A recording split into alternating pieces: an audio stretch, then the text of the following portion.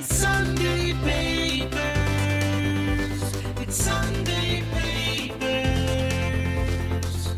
Hear the news with Greg and Mike, although they rarely get it right. Read all about it. Oh, Lordy. Read all about it. There he goes. We got stuff today about Florida, Pfizer, and feet. Oh, Nice yeah. alliteration. All right. Wow. Well, you're cheering me up. It's a tough week out there. It is a tough week out there. People are dropping like fucking flies, man. Oh, not yet.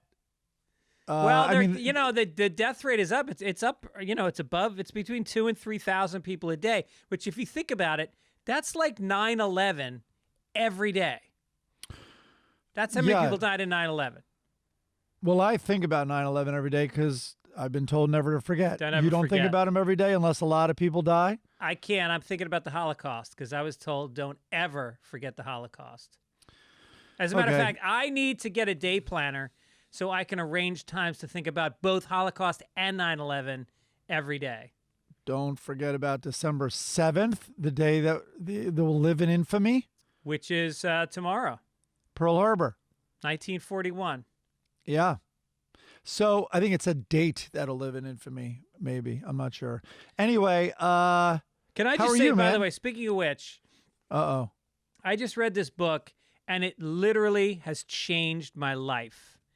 This has solved almost every emotional, cognitive problem. It's all in here. I can't believe how much this has affected me. Oh, it made your life better. I thought it made it worse. Eckhart Tolle, A New Earth.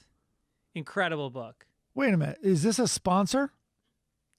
No, I just found it. Somebody's giving away books in the hallway. I just picked it up a couple minutes ago. But I am going to read it. I am going to read it. Don't you hate when people are like that? When people really say that something changed their life? I read these books, and then I swear to 2 weeks later, I can't even tell you what was in it. A year later, I can't tell you if I read it. Oh, well, later we'll talk about I saw the Belushi documentary last night. I'm already like, what if he asked me this? I wouldn't have any...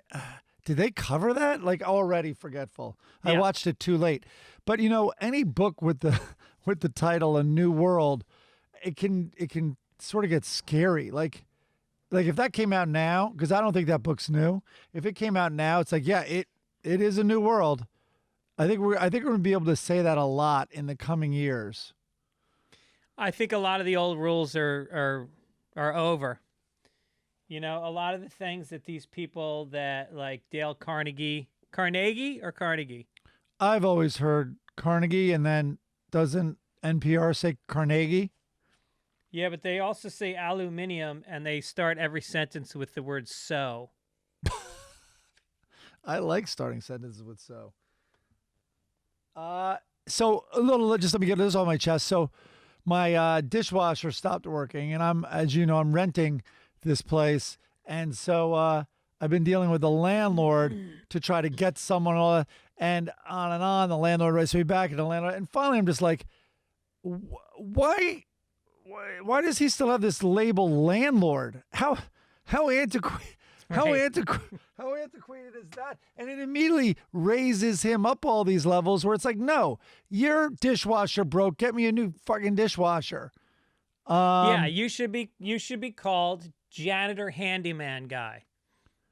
Yeah, I'm paying you, of course.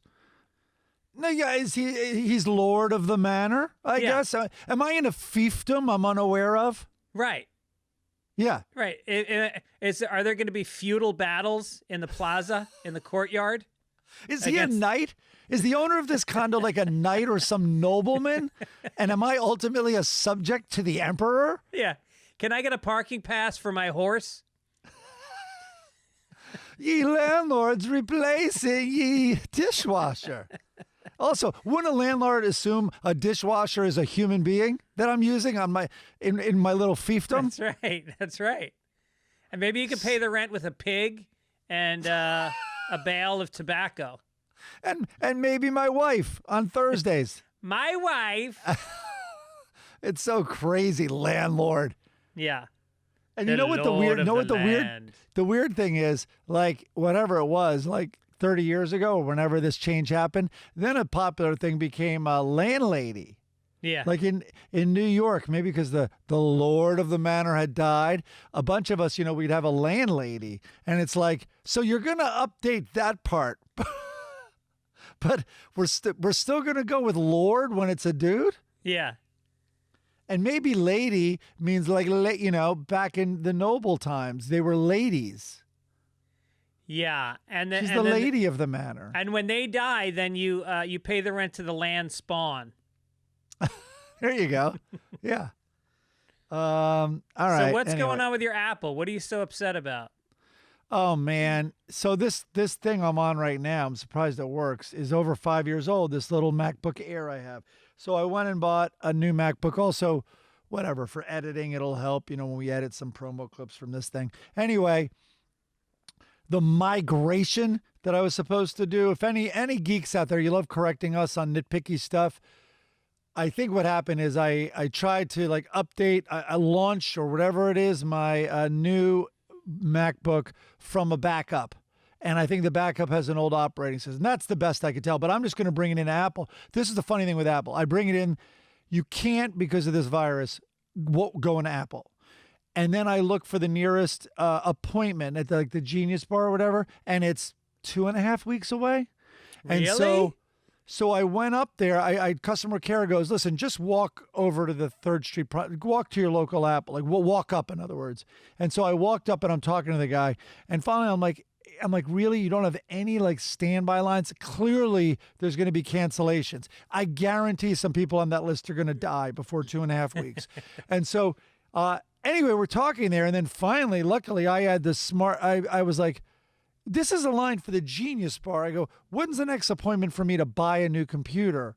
And he's like, oh, that's tomorrow. I'm like, all right, so this thing I'm holding, I'm going to return this because I can return it for no questions asked within 14 days. He's like, right. I'm like, oh, then I'm done. I'm returning this computer, and I'm gonna buy a new one at the same exact time. Right. That's F the Genius Bar. There so you that's go. That's what I'm gonna do. Yeah. Yeah, it's really amazing that any business would make you wait a day to buy something. Something's horribly wrong with your business model when you're making people leave without purchasing the thing they came for. Well, that's all of Los Angeles. There's lines everywhere because they can't do anything right.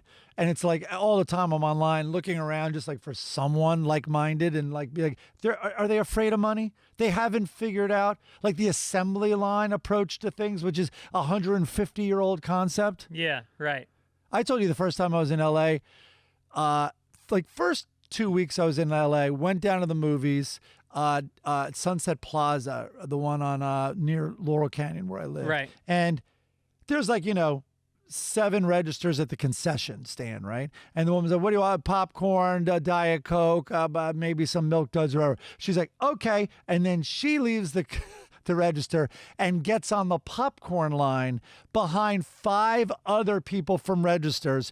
We're all online. We're like 6-7 feet deep, times like 7. So there's 50 people online, and it's like, did you guys not know what time? The movie's starting in 4 minutes. You know what time the movie starts? Yeah. No, and I couldn't help myself. I get to the front. I'm like, hey, listen, I know you didn't ask. Here's what you're going to do. You're going to close down 2 registers. One of you is going to shovel corn. That's all you do. That's all you do is you shovel the fucking popcorn, and there's bags sitting there, and then one of you is just fucking filling Cokes. That's all they're doing. Right. And then you're like the 4 people left on registers, like 2 Cokes, 2 popcorn, and then you interrupt your shoveling and you bring it to them, and there's no line. There'll be line. That's right. All you got to do is watch that SNL sketch.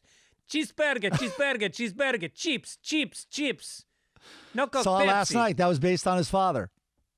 Oh, yeah, we're going to talk about that later. By the way, speaking of technology, some of it does work, and I'll tell you which one. If you're looking for a way to protect yourself with an ISP, which I highly recommend. If you're going to be going online and you don't want people to know your identity, perhaps you want to get like Netflix from another country and have access to their library, which is different than ours.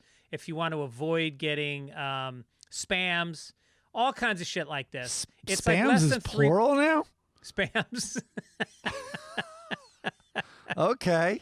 if you don't want to get the spams and the viruses is. And check it out.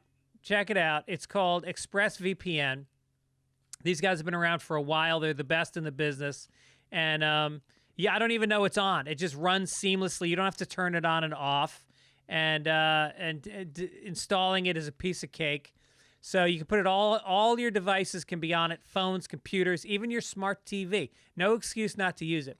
Protect your online activity today with the VPN rated #1 by CNET and Wired. Visit my exclusive link, expressvpn.com/papers, and you can get an extra 3 months free on a 1-year package. That's expressvpn.com/papers, expressvpn.com/papers to learn more. Also, don't forget, it's the holiday season, Mike.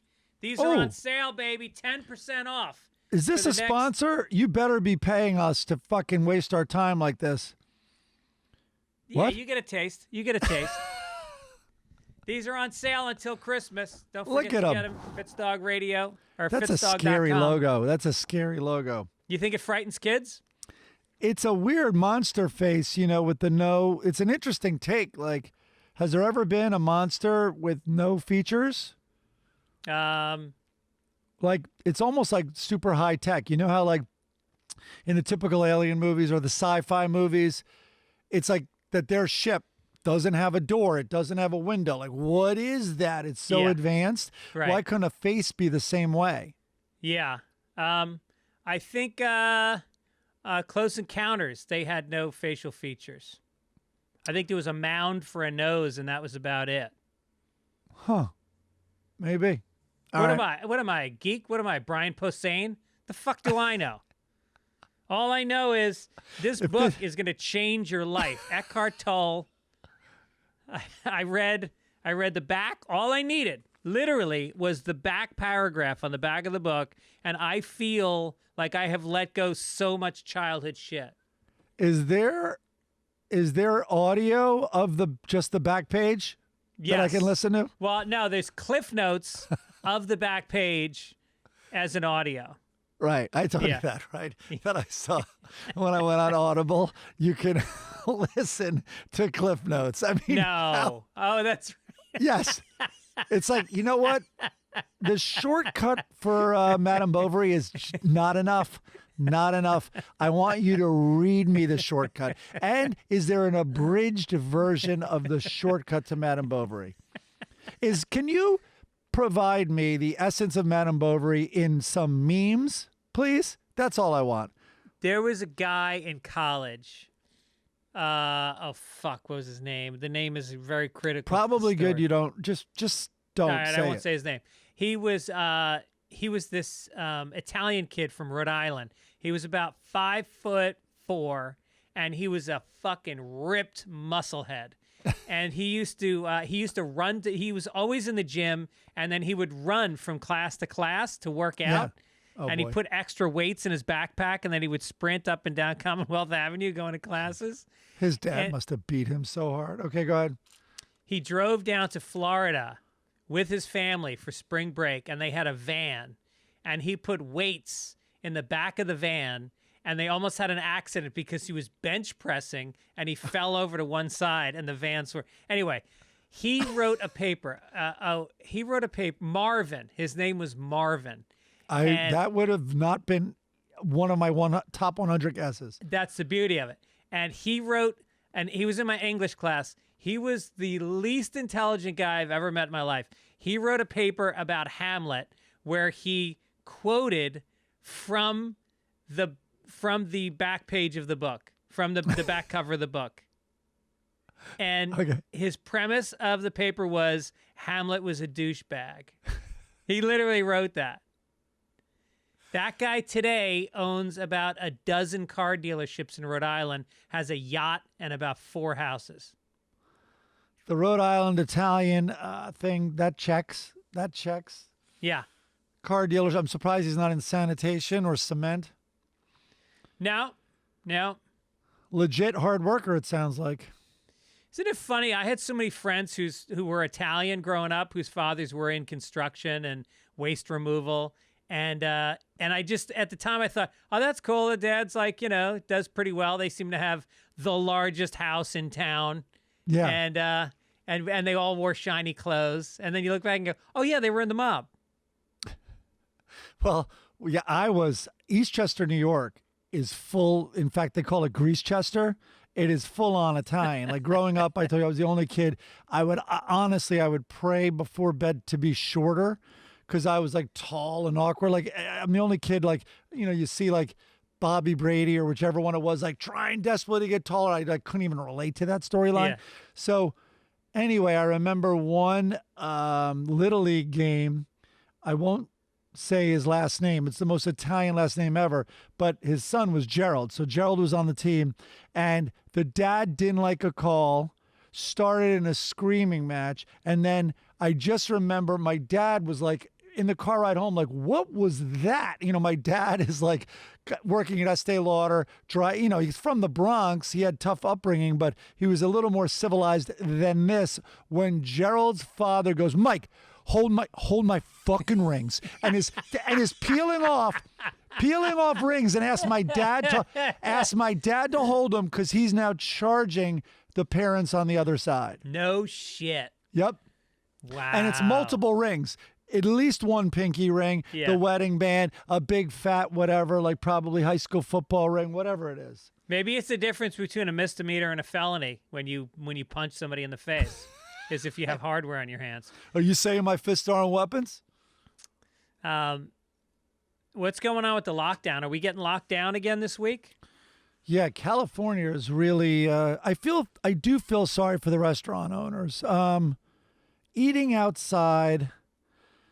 I think the data on it, and how much do I really know what I'm talking about? But the data on it was, I think, pretty good, and I think there could have been a measure, like, let them go 40% capacity. Outdoors, I mean. Oh yeah, I mean, give me a fucking break. I'm the last guy to scream like, "Hey, Gavin Newsom's an asshole. He's driving everybody out of business." I believe that we all need to wear masks. We all need to social distance, and we have to take some precautions. But you also have to balance that with the fact that you told restaurant owners they could do outdoor dining. So these people that are on their last dime invested in heat lamps, outdoor furniture, fencing, and they put it all up. And as soon as they did, he's going, no outdoor dining. Fuck that. Outdoor dining, like you said, make it 50%. Give them something. Let these people fucking survive. Yeah, I don't think it was that 50% because Main Street, man, these bars were pretty packed outside. So then I get it. I understand that. There's also the other element, which is at a certain point, and I know I'm going to sound like, Mr. Conservative here, but like at a certain point, it is the person's like choice. You want to provide safety for society in general. That's the government's job. But it's kind of like at 50% and it's outside and now there's no excuse. Everybody knows the risk. Old people and, the immunocompromised are not going to go to a bar to sit outside and drink and eat. Only people who are feeling good. You could do the temperature check on the way in, which will weed out some. And then, of course, the whole question is, but then who do they give it to? So I think if they do, make the temperature check rectal with a thick thermometer, and let's weed out the people that don't belong outside. I guess that's me, right? I think you'll see a large gay population dining outside. You'll also see a lot of people who are like, now they want to go out. Bonus. That's the opposite of a cover charge. Let's give a shout out to this week's song. It came to us from Tony C. Kind of an electronic kind of feel. Do you like it? I liked it a lot. I can't believe we're on, what are we, near show 40? How long have we been doing this thing? We've had 40 different songs in the past year. We've had 40 different logos in the last year, and they're not all great. Some are phenomenal. But none of them have been less than very good. Yeah, what is this show? I'm going to look it up. Are we 39? I don't know. And then also a shout out. Our logo for this week comes from Owen Beckman. It is I guess it must be an album cover I'm not recognizing. Chris Denman, what's that album cover? You're a rock and roller. Our producer, Chris Denman, who's here today, he is having a bad hair day, so he's got the MAGA hat on. Well, he heard us be relatively loose with the mask laws, and he's like, finally, thank God. Yeah, right. Today is number 40, Chris is telling us. Wow. Which means we're going to have our 1-year anniversary coming up in 3 months, and we should plan something for that. Chris, maybe you'll edit together a special episode of highlights from the last year. Get on that, will you, Chris, during your Christmas break? Yeah. Plan something. Plan a big thing. Why do you weed through 40 hours, 52 hours of us fucking telling dick jokes, cheap gay jokes, quasi-racist jokes? You know, pick some fun stuff. Ooh, a lot of people watched last week. Oh, yeah? What are the comments? I guess that's what we do on the podcast. I guess By the way, if you're not comments. watching the show, get involved. It's on YouTube. No, don't watch it. I'm in a closet. It's depressed. And look at the two of us. It's depressing. What? I look good today. I got my son's DePaul University hat on, which I stole Okay, from then him. tune in to see this absolute denial. What's going on with your closet? Wait, move aside for a second. Why is it that the bottom shelf of your closet has nothing in it and the top is completely overstuffed with shirts? Shelf? No, there's two levels. Rack. There's two levels. Rack up top, rack down on the bottom. But I put shoes down there. There's the shoes. Oh, I got it. How can I see the comments on our YouTube thing? Usually it's super easy. Anyway, all right. So, corrections. We only had one from last week. Gene Kittrell says he wants to point out that a .40 caliber semi-auto pistol is not a wild firearm. I don't know what that means. Many police departments use this as the primary carry. Semi-automatic is also not as crazy as it sounds. It's really about getting rid of the wheel gun, cowboy-style frame and bulk. I'm not trying to attack you two. Good, because you sound like a gun owner. And you may have been dragged to the range by Rogan by now since he's been on a speed run kick lately. I have not gone to... I'm supposed to go to the range with Tom Segura, who knows a guy on one of those ranges where you shoot AK-47s at like 5 different targets shaped like people. Tom's really... I didn't know this about him because he didn't... My perception of him when he came up was he wouldn't be the guy who really gets a charge out of, like, you know, testosterone cars and automatic weapons and also gore.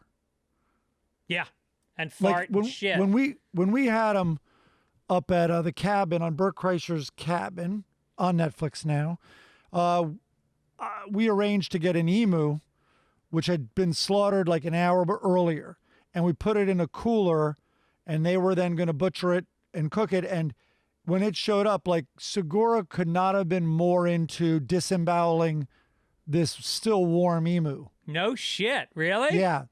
And Bert was like, Bert is very sensitive that way, you know, which is counter to his image kind of. He's like really like, especially the smell would really affect Bert. It was pretty funny. It's episode 1. It's right up top. We did not bury the lead. I think his parents are from like Venezuela or Argentina or something. It's not Chile. Yeah, I'll get it. I forget where. Yeah. Latin America. So I think Totally. South America. I think somewhere in South America. I think it is South. And yeah, he's manly. I like Tom. Tom's exactly what you get when you hear him on his podcast. That's him, and I think that's why people like him so much. And Christina Pazitsky. They're amazing. Yeah, they're great. I just listened to their podcast this week.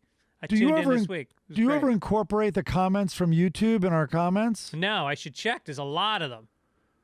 Well, here's one. I pooped a little. That's all it says. That's nice. Yeah. So, here, April, May, June. That's a lovely name. A lot of people have that middle name, May. Usually it's not between April and June. I remember asking for the word, and I always have a blank on this word when I was saying the virus was growing geometrically. It's exponential. Ah, yes. And exponential and geometric, I think in some cases can mean the same thing. But I love that word exponential, and I don't know why I have a block on it. That's fascinating stuff. Okay, I'm back. Let's get to the front page, Mike. Extra! Extra! Read all about it! Extra!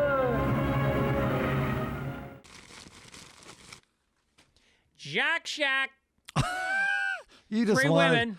you Three just wanted to do women that. arrested last year as part of a high-profile human trafficking sting in Florida were sentenced. The women must pay the state some hefty fees for allegedly facilitating the sexual gratification of massage customers. I love that. They got to pay fees for jacking off some fat old guy. They do, including New England Patriots owner Robert Kraft. Meanwhile, all charges against Kraft were dropped in September.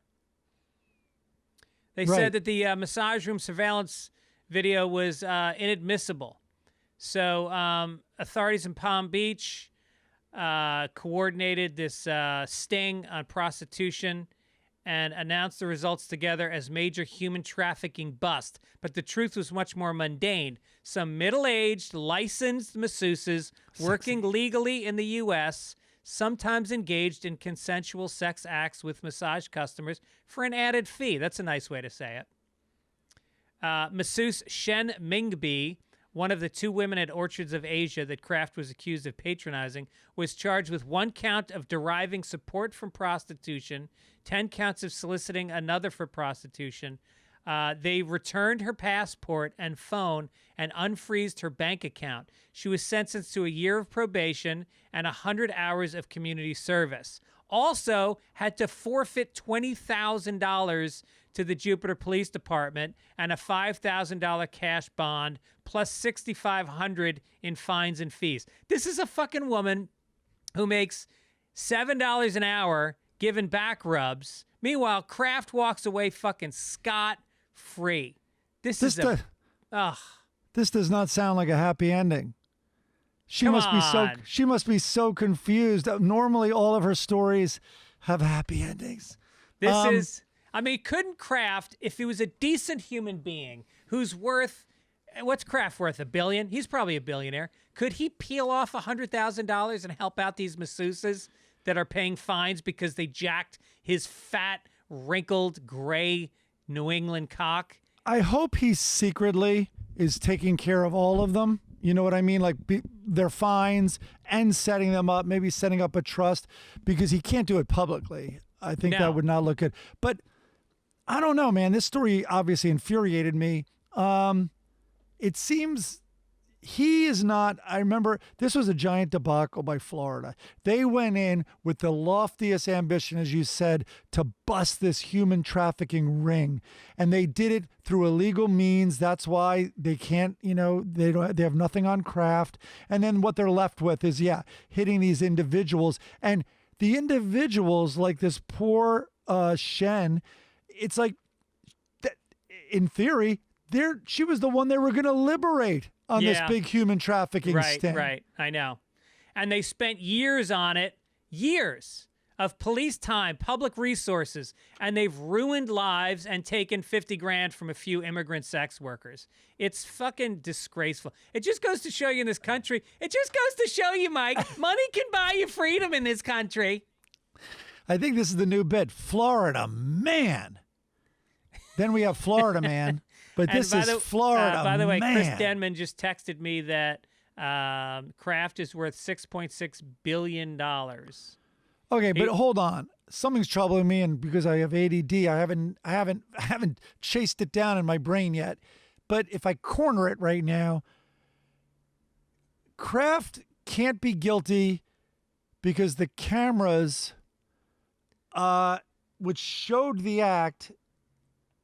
Wait, there's something wrong here. Like, couldn't her lawyer claim that it never happened or that it wasn't consensual? I don't know. There's something there. Why is it that it sticks for her and not for him? And excuse the word sticks, but like, that doesn't make sense to me that she's got to clean up this mess. Wait, I didn't mean it that way. Wait.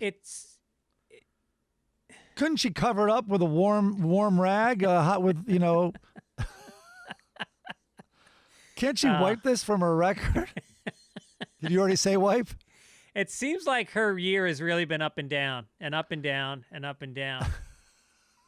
I think she could pull it off if, I don't know, if... They should pump her for some more information. Yeah, I think so. All right, next story. North Carolina woman brutally ejected from a ladies' room yesterday after nearby police officers were alerted by local citizens that a transgender was using a public women's restroom. I doubt they used the full word transgender, but go ahead. Right. Linda Hovensky, a 54-year-old resident of Charlotte, was tased and teased, probably teased and tased. It's also orchid, I think, in the previous story. Maybe you did the Chinese pronunciation of orchid? Go ahead. Oh, did I? Keep going. Why is that just occurring to you now? That was 7 minutes ago. No, I let it go, but then you came right up here on tase. I like it. Go ahead. I also want to head these letters to someone right now is like, erase, delete. They had a whole correction on orchid. She was tased multiple times by police officers as she was forced outside of the ladies' room with her pants down and in front of a large crowd. What's with the large crowd outside the bathroom? You wouldn't stick around for this show? Quote, I was taking a crap when police officers started yelling. That's not very ladylike. Yeah, she's transitioned physically, but she's a little slow on the social aspect of being a lady. I was taking a crap when police officers... I was duking one out. So I'm dropping a deuce, having a smoke. When these pigs kicked in the door. I'm shitting over here. Yeah. So She's I'm from sitting New York down originally. taking a piss because that's how I do it now. So they started yelling at her, telling her to open the door. I wasn't finished, so they kicked the door open and grabbed me with my pants down and rushed me outside. I tried to fight them to at least put my pants back on. That's when they threw me on the floor and started kicking the life out of me and tased me I don't know how many times. First of all, let's take a giant step back and say, what is the danger? Even if, forget that she's transgender. There's a man in the bathroom, and is he going to rape somebody? Is that what it is? That you can be alone in a room with another man, any other man. You're in a locked stall. If you don't want him to sexually assault you, take a shit. Just take a dump. Nobody wants a piece of that. You know the fetish, though. That's a really common fetish of raping someone while shitting in a park bathroom. If you hear a German accent, then you're in trouble. Yeah. What is this smell? It is like perfume to me. Hey, taking a step even further back, the reason I was laughing up top, which is incredibly inappropriate if you don't know what I was thinking, you don't mention anywhere in here that they're a transgender person. Yeah, I did. No. So what's hysterical to me is if this was really, not really, that's awful, that this was a person born as a woman, a regular, I can't say regular. It's so hard to, you know what I mean? A woman who was cisgender, an organically cisgender human being. You only said that people alerted them that a transgender was using the public women's bathroom. Imagine if this was a woman born a woman who not only is she being dragged out while taking a shit, but she's like, I'm not trans. You keep calling me transgender. I'm tall, okay? And I'm Italian, so I have a small mustache. You think I want to be shitting in a public park bathroom?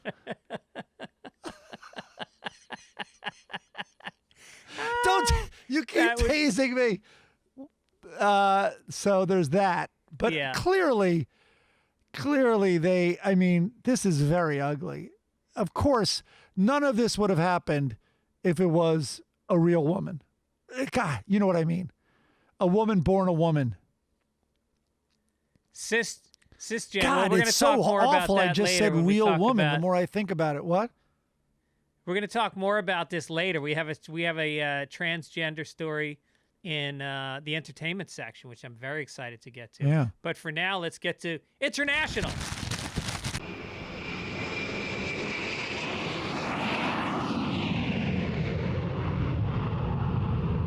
Phew, get out of that transgender. Hitler's back in the news. A man named Adolf Hitler has won an election in the southwest African country, Namibia, and he's been kind enough to let everyone know he has no plans to take over the world. Adolf Hitler Unano of Namibia's SWAPO party has been sworn in on Wednesday. Speaking with German newspaper Bild, the 54-year-old Unano said that his father had picked the unorthodox name for him and was likely unaware of Adolf Hitler's infamous role in history.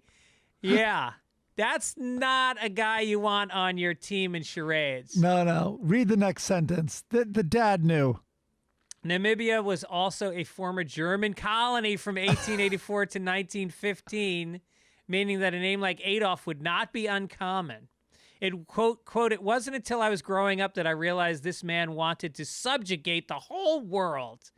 I have nothing to do with any of these things. I should be doing a Namibia accent, but I don't know what it sounds like. That's kind of a rather surfacey, light way of looking at Adolf's legacy, that he wanted to subjugate the whole world. Yeah. He did more than that. He was quite accomplished. You should maybe crack a book. Yeah, He really wasn't. If only Hitler had been all talk. Yeah, he should really get on LinkedIn and take a look at Adolf's resume, because so much more accomplished than that. Also, this SWAPO party. First of all, this guy, I think he's very cagey, kind of like his predecessor, Adolf Hitler. He's claiming he has no plans to take over the world. It's a SWAPO party. They had little logos that are called swapstikas, unrelated. Yeah, right. Totally unrelated to what, that guy you're telling me about from Germany did. I would be wary as a Namibian of electing a leader who has said he hates black people. And also, hey, my dad named me. He was unaware. So you know what? I'm stuck forever with Adolf Hitler. First of all, you're not stuck forever. It's a very, very easy thing to change. Yeah. Just maybe change the last name. Is the father's name Hitler? It sounds like Hitler is a middle name, but, he could do what Prince did. Be the politician formerly known as Adolf Hitler. And secondly, at what point are you like, you're saddled with his name Adolf Hitler, and you're like, at your career counselor in high school, it's like, what do you want to do? It's like, I think I'm going to go into politics. Yeah. That's what I'm going to do. I think I already have a toe in the door. So, yeah, that's what I'm going to do. It's a very electable name. Although, was Hitler ever elected? Hitler? No. Maybe on the back end. No. No, he was never elected. What an idiot thing to say. Were there even elections after he took power? Well, he was elected to the... Some dictators do have, like in Russia and many countries, have the pretense of an election. You know what I mean? Did he even do that? I believe he was elected to a higher office, but I don't think he was ever elected as Führer. I don't know that that's a job you run for. I think that's one you take. Like Trump, technically, if he did another term, would be a transition to Führer from president. And then the other... Oh, wait, do we have an answer? This just in from Chris. Hitler attained power in March 1933 after the Reichstag adopted the Enabling Act of 1933, and that... He was Jesus enabled. Christ, I always Chris. knew it. He was appointed chancellor in January 33 after a series of parliamentary elections and associated backroom intrigues. So it was a soft coup. I would call it a soft coup. This is from Chris, our producer's Hitler fan page. This little summary came up a little too quickly, if you ask me. Just off the top of his head. Yeah. He was a divine appointee. No, he was not elected by common people. What's with all the heart emojis? Also, yeah, Hitler with a little heart above the eye. That's weird. All right, this is a great story that Imagine, that's such good graffiti. Hitler with a little heart above the eye. People would shit themselves. yeah. Get on it, I know, Banksy. 'cause it's such like an 11-year-old girl thing to do. Yeah. Dear diary, Hitler's haircut is so everything. All right, Mike, you want to read the next story? Where are we going? Oh, yeah. It's still an international story. Guests at gay daddy orgy, that's in quotes, thought cops raiding the party were part of the show, and they tried to undo the cops' pants, the host claims. David Manzelli and some of the 30 male guests had, quote, tried to unzip the pants of the policeman because they thought that the raid was part of the orgy after the event at his Brussels apartment was shut down last Friday. Manzelli's guests included, this is why it made headline news, Manzelli's guests included Hungarian MEP Joseph Sager, a married conservative politician who has supported anti-LGBT measures Oh, and there's who a allegedly tried to escape through a window when police arrived. Sager apologized and resigned from the nationalist Fidesz party on Wednesday after a rebuke from Hungary's prime minister, who called, bless you, COVID, who called the MEP's actions indefensible. All right, back to the details. They immediately started shouting, identity card now. This is what the cops were shouting. But we weren't even wearing pants. How in God's name could we quickly conjure up our identity card? Where would we keep it? So they were being, by the way, those things are totally legal, this article went on to point out, but they're not legal now during the virus. Oh, so you are allowed to be gay in Eastern Europe, but And have organized orgies. right. Can you imagine? These guys are horny. Imagine pulling one of these guys over for a speeding ticket. License and registration. I can do you one better than that. As soon as, can you roll down your window? Of course. How am I going to unzip your pants with my window up? Silly me. Wait a minute. I guess orgies are illegal. Why would is there any reason an orgy? I guess you can't be an unlicensed business if you were like, because this guy, I think, maybe charged for the party. It seemed like an organized thing. There was publicity. But an orgy is not illegal, right? Well, if you go to Poland, which I think is the next town over, I believe it is. I think it's illegal to have sexual gay acts in Poland. Seriously? I think so. Chris, you want to look on your anti-LGBTQ website? Of course, he's going to credit Hitler for that. We get it. We get it. Hitler also invented peanut butter. We get it, Chris. I wonder, just like every time they see a cop, they just get an erection, these guys. Do you know what comedian it was that said, it was so well done. The peanut butter invention. Sounds like Gaffigan. No. But there's the famous that, what's his name? Carver? Huh? Carver? Yeah, was it Washington Carver? Yeah, James Washington Carver. No, something Washington Carver. Now they're saying, yeah, George Washington Carver invented peanut butter. Now they're saying the inventor of Kellogg's might have. But anyway, some comedian, I'm so sorry I'm forgetting his name, goes, I think there's a little too much weight placed on the invention of peanut butter. Don't you just smash up peanuts? If it's the only thing you're going to give blacks credit for previous to the 19th century, you know? Yeah, it's such a funny point because we just ran with it. Like, no shit, that guy was a total Renaissance man. He not only a politician, a great orator, he invented peanut butter. That is a fact every fucking American school child knows. Right. Who invented peanut butter? Yeah. How about the blues? How about good drum music? We're hearing it might be T.J. Miller who had that bit, but Okay. God, I'd hate to further insult the guy who really did it if it's not TJ. If it is TJ, I mean, I love TJ, but how good, honestly, I know there were problems behind the scenes and stuff, but how good was he on Silicon Valley? So great. He made the show. How was the show after he left? I never watched. That's to its credit. It had such a rich cast of characters because I knew I would really miss him. And don't get me wrong, I did miss him, but it was still that. Listen, that was one of my favorite shows, and to a point, I would say a guilty pleasure in that I didn't care if it was funny at times.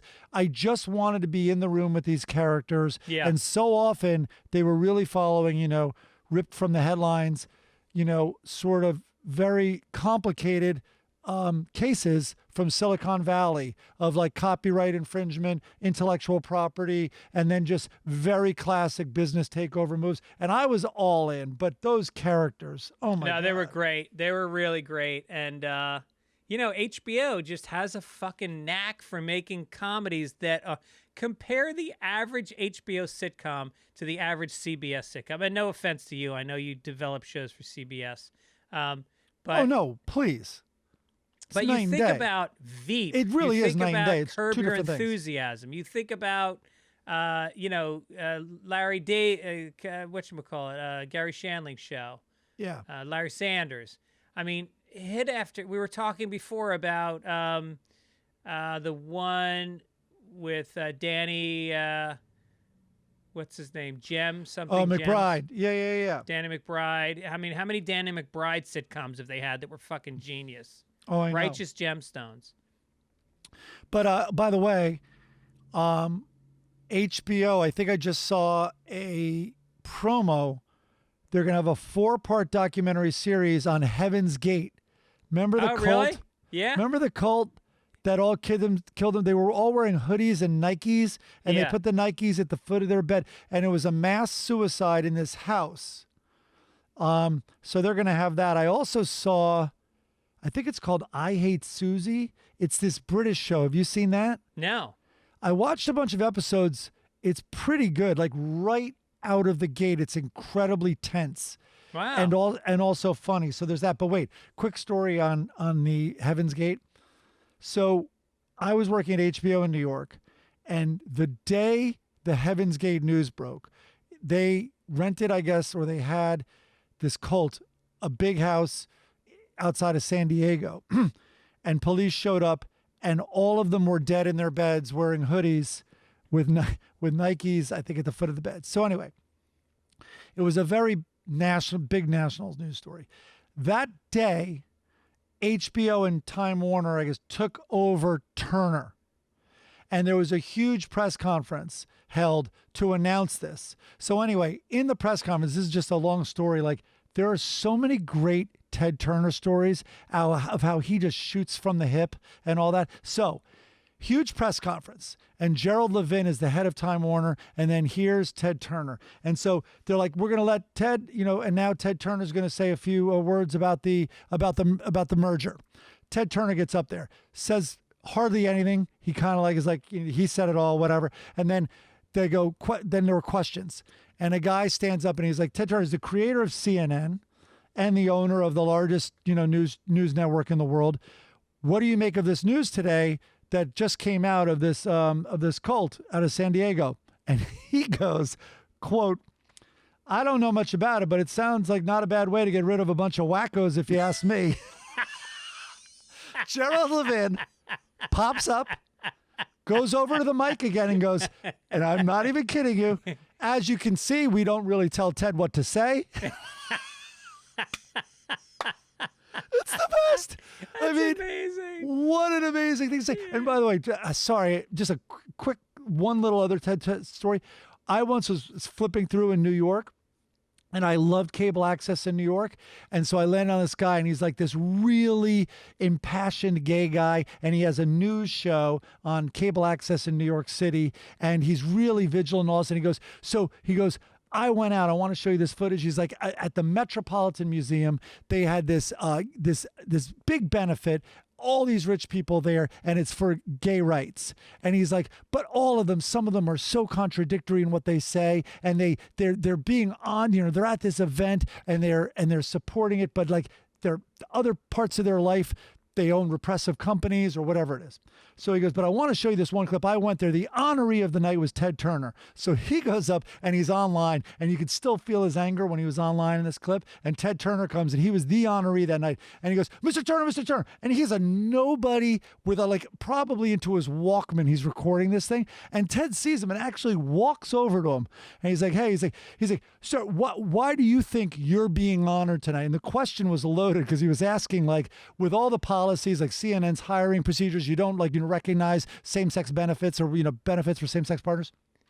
Why do you think you're being honored tonight? And Ted Turner goes, to tell you the truth, I don't know, but I bet it's because I gave a lot of money to them. And it cuts back to this angry gay guy in the studio. He's like, say what you will, that is one of the most honest people I've ever encountered. That's amazing. He completely disarmed him. So has anyone done a documentary about him? He's fucking fascinating because he's like a real cowboy, and then he marries Jane Fonda, who is a fucking the flag bearer for the liberal left, and he's a Republican. It was like when Schwarzenegger got a Kennedy. It was insane. He's amazing. There was some big. It might have even been 60 Minutes, and I don't think they showed it, but I remember a writer writing about this very thing. He's like, so 60 Minutes thought it'd be a good idea. He owns like half of Montana, to preserve it. It's a very Rockefeller move. So they go to his sprawling ranch, and the 60 Minutes thought it'd be a good idea. You can see this in a 60 Minutes. So we went out to get to know, and you see the two of them on horses, and they're chatting while they go around his ranch. So he's like, as we're getting saddled up, I asked him, he's like, oh, what's the, and he goes to the guy, he's like, yeah, put me like on my favorite horse or whatever. So he goes to the guy, the 60 Minutes where he goes, what's the name of your horse? And he goes, everyone, at least before the interview that I've experienced, I've had doubts that they knew the name, but they ask because they want to seem like they do this all the time. And Ted Turner's asked, he's like, what's the name of your horse? He's like, how the fuck should I know? He doesn't even pretend. There's no effort to learn the name of the horse or anything. Well, he was like the first American media mogul in this kind of new, in this postmodern world of vertical integration and, buying up. Like he was before Rupert Murdoch, any of that stuff. Well, it was really pure. I know this isn't the Ted Turner era, but we should follow up and talk about him. His dream, he was in advertising, I believe he came from money. I believe his dad was a successful businessman, but it was one of those people like a Buffett or something who just has his ears open, and he's like, all of a sudden he's like, wait, tell me about this new technology called a satellite. Like, wait, what? And then he just latched on with a vision for what a satellite could do. Yeah. And what it could do for media. Right. And then bought it. And was all of a sudden airing like Chicago Cubs games to everybody around the country who didn't want to see them. And I think that's how it started. All right. New section in the paper, Ted Turner, every week. Let's talk about this tequila bar. Our final. No, we have two more international. A lot of international stories this week. Well, this tequila bar I love. It's a very Ted Turner move, if I may. A tequila bar owner is trying to get around the UK's strict coronavirus restrictions by adding some holy to his spirits. Sorry, I did not write this. And he's registering his bar as a church. James Aspel, 34, posted photos of his formal application to make his shuttered, the name of it is 400 Rabbits Tequila and Mezcal Cocktail Bar. It's a long title. It's in Nottingham, and he wants to make it an official place of meeting for religious worship. He was also shown smiling and giving the thumbs up while mailing the form for the now reverentially named Church of the 400 Rabbits. Much better name. This story we had last week and we didn't get to it. I bet even this church is... Well, I don't know if this church is closed. Have you seen all these cases in America where the courts, including the Supreme Court, are overruling the government wanting to shut down the churches? Oh, no shit. Oh, yeah. The Wow. Supreme Court chimed in. New York tried to shut them down, and now Gavin Newsom and I believe our mayor, too, are trying to prevent those huge gatherings, and some of the churches will have none of it. So they're allowing super spreader events to happen in a government that's supposed to be separation of church and state. There you go. But this bar is very good thinking. I love the bar though, because instead of transforming the blood into wine, he can transform beef eaters and vermouth into a martini. It's like a miracle. It's a much more believable miracle, which is nice. It makes this church more approachable. Yes. I think the tough thing is they got to find bar backs that are between the ages of 6 and 9. I think it happened older than that also. Did it? I think. I thought they kind of saw them as by the way, in the book Lolita, Lolita, everybody thinks Lolita, okay, it was sexy in a weird, the book is sexy. It's very sexually charged. No, I'm not kidding you. It's Nabokov, and it's very much like you titillating. But you really got to read the book close, because Lolita's not 16. She's not 15. She's not 14. She's like 12. Ooh, I was hoping you were going up. She's like 11 or 12 years old. And then she turns 14, and he loses all interest in her. Really?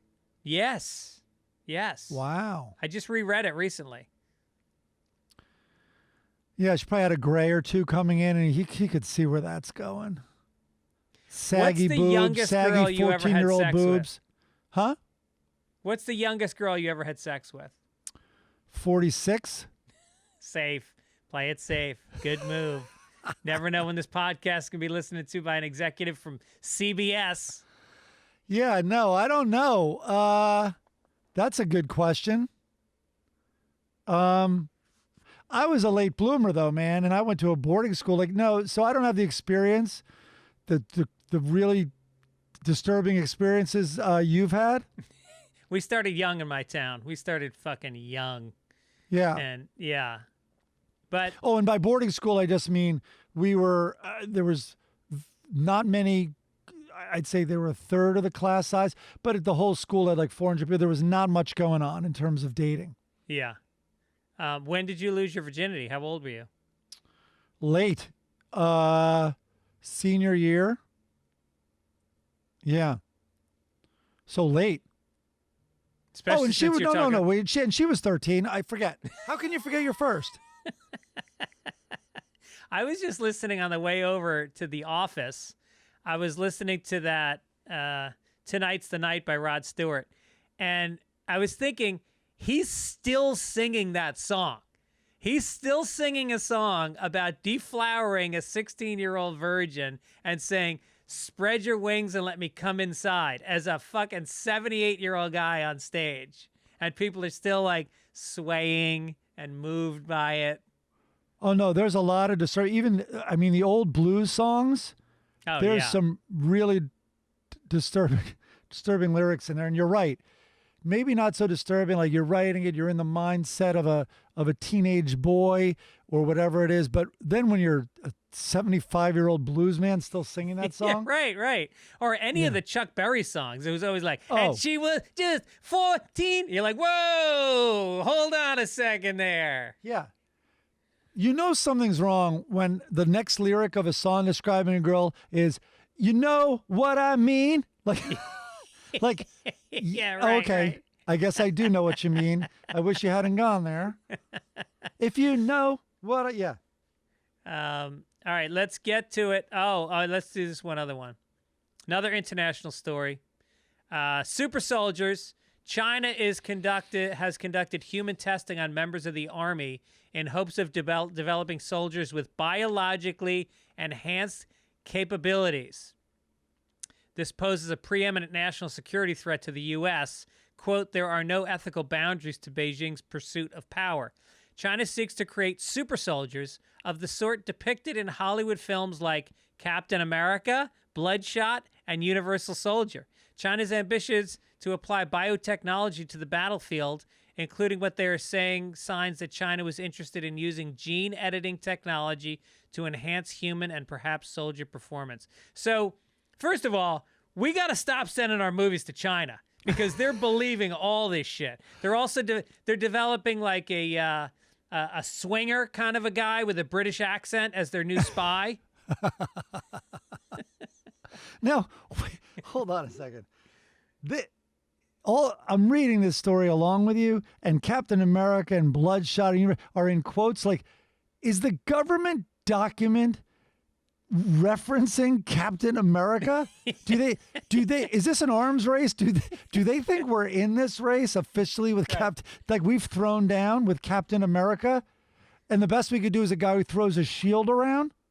There is no doubt the CIA has a counter program to this where they are developing Spider-Man, or they're looking at every superhero now and seeing how it would match up on the battlefield. Haven't they done enough sending the virus around the world? I mean, take a break. Honestly. Right. It's like Ant-Man. It's like Ant-Man. It's a little molecule that comes out of your nose and throat when you cough, and it'll take down your whole country. Yeah. It is weird that they have no cases left, and we do, and they started it. Here come the letters, by the way. The amount of people that feel this is intentional, there's a lot of people that feel this was intentional. Despite all evidence to the contrary, all biological, like hard evidence about where it started and how, it was not in a lab in China. We know that for a fact. You saw The Americans, right? Yes. It was kind of comforting a little to see. Do you remember when it was about biological warfare at one point, and that guy who was our leading guy on it in America, and what it did to his, but it was almost like the scientists of all the countries were like, no, like you can't fuck with that one. Like it was almost like the scientists had an allegiance to science above their country, kind of like, no, not like, it was like, even like, remember, like even the Russian spies were trying to put the lid on that. Yeah, right. Let's get to Florida Man. Interesting Florida Man this week. Do you do a little newspaper thing, sound effect? What podcast is this, Sunday? This is the sound of a tiger.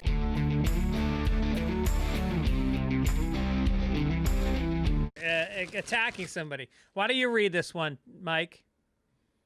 Well, I never do well reading them for many. Well, I'm not a great reader. Secondly, I didn't write it and organize it, but I will. So this Florida man. But Florida Man is your thing. You're in charge of Florida Man. Am I? Yeah, you're Florida Man guy. I moved this story because the wild animal is a man. Otherwise, it's all chicks. A tiger nearly bit off a volunteer's arm at Carole Baskin. Fucking Carole Baskin's Big Cat Rescue on Thursday morning in, of course, Tampa, Florida. Woo! Baskin, a controversial animal rights activist, rose to prominence in March after appearing in the Netflix docuseries Tiger King. The volunteer of 5 years, you remember the whole volunteer situation? Oh, yeah, down nobody there? gets paid. They work 60, 70 hours a week, and they don't get paid. Carole Baskin, the volunteer of 5 years, Candy Kuser, was about to feed a tiger named Kimba when he grabbed her arm and nearly tore it off at the shoulder. Baskin said in an email to BuzzFeed News. See, I'm bad at reading. Several staff members rushed to help her, pulling her to safety and using a belt as a tourniquet, and then packed her arm in ice packs to try to save it until the ambulance arrived. Prior to the bite, Kimba had been locked in a section of the cage where he usually was not fed. Kuser was still conscious when she was transported to the hospital. Baskin said, and that's weird. Baskin said and insisted that what's going on with that quote? Anyways, she's saying Kuser insisted that she did not want Kimba the tiger to come to any harm for this mistake. How is it a mistake? Oh, interesting. You're a hungry tiger, and a human who is meat in the wild goes near you. How is it the tiger's mistake that he tried to eat you? It's your mistake. It was also the mistake of 2 of her previous husbands. That's right. That's right. She's lucky instead of calling an ambulance, she didn't just get the fucking meat grinder going. Yeah. That meat grinder, that imagery of the meat grinder. It was just like, what are we watching? You know, it's almost like that should be the next thing I do, the last thing I do in my career. Just irresponsible, like documentaries. Just be completely biased. Have your opinion. You know, there was that one guy who kind of does that, and he's famous, but his big one was like Kurt and Courtney, or Courtney and Kurt, whatever it was. And he basically had the premise that Courtney killed Kurt. Oh, yeah. And he is a part of the documentary. Like, you hear his voice constantly. He's running after someone. He's chasing down some mystery man at the train tracks who was also found dead, all this. Anyway, but well, Michael I Moore's love that kind of part like of the that meat too. grinder. That's true. Yeah.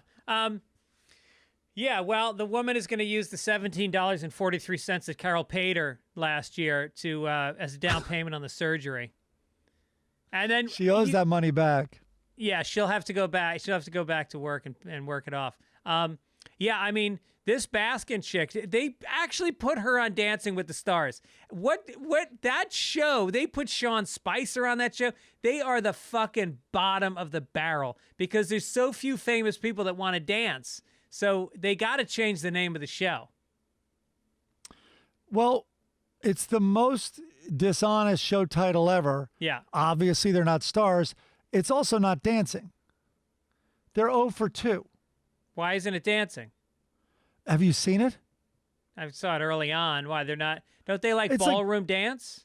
Yeah, but it's people like running around a room who can't. They give them professional dancers to try to teach these people with 2 left feet Yeah. how to, like, you know, walk elegantly. Even like it's awful. Football players are always the worst. Are they? Yeah, they're very heavy-footed. That seems weird to me. And the gay guys are fucking great. Get a gay football player in there. Come on, admit it. There's a few of them. Which football player do you think is gay? Marino. Really? Sorry. No, I'm just saying that. Trying to piss off Jack. You know that's weird, right? My roommate from high school, who you know very well, Jack from Hartford. Jack Stout. Is somehow a diehard Miami Dolphins fan. Because the Dallas Cowboys and the Miami Dolphins back in the 70s when we were growing up, they were the hotshot teams. They were sexy. They were exciting. They were like America's teams. They were, you know, always going to the Super Bowl. And so kids fell in love with them. No matter where you lived, you could be a Dallas Cowboy or a Miami Dolphins fan. It was also so sunshiny and everything was like white and orange and a weird, very gay in the true sense of the word, this gay teal or whatever that bluish green is. Yeah, but you can also say they were the hottest cheerleaders in the league, which might have something to do with it. Well, I'm wondering, I always thought Dallas obviously stole that show. Like Miami should have owned that early. Right. Dallas is miserable half the year. It's rainy and cold. In Dallas? Isn't it? I mean, it's Texas. How cold could it be? Hey, by the way, it's one of those things like, do you know the Grand Canyon is north of Los Angeles? Okay. Isn't that weird? No. I think of Arizona as down to the right from us. Hey, how long did it take you to drive to Utah, to Wyoming? Wyoming's 1,000 miles. It was literally So it's 24 hours if you do it straight. Huh? So it's about 24 hours if you do it straight. No. What do you mean? 13. Really? Yeah. Wait a minute. 1,000 miles in 13 hours? You want me to put it in Waze? Obviously, Waze is going to say it's, you're not taking any breaks on your drive. But here it is. But if you break it up, which is how you should view it, you're breaking up 13 hours or 14 hours. Yeah. No, that's why Jackson Hole hates Los Angeles now. It's like half of Los Angeles is there. because I'm thinking about going out there because obviously we've got a place. Got a place to stay. So leaving now. Wait, what do you mean you got a place? Don't you say Jack's got a place we can stay in? No, his parents are there now. You have to go off season. Oh. So this is leaving now, and there's traffic everywhere. Like, in the you'd be leaving midday here. It says it's 14 and a half hours. Huh. And it's Also, less miles. My friend Sophie lives out there now. She just emailed me out of the blue. Hadn't talked to her since college. You knew her in college. Sophie, tall, very beautiful. And she ended up marrying Gordon Elliott. Oh, my God, of course. Yeah. But that didn't last, right? No, they're divorced now. But she's the greatest chick. We went to high school together and then college. And so we just reconnected. So I'm trying to put her in touch with Jack. And then I'm thinking about going out there and seeing both of them. Wait, where does she live? She lives in Jackson Hole, Wyoming. I remember Sophie. Well, yeah, I'd like to, she was so much fun. So much fun. Such a great chick. Anyway, let's get to entertainment. Is it time? Time for some entertainment. Do it.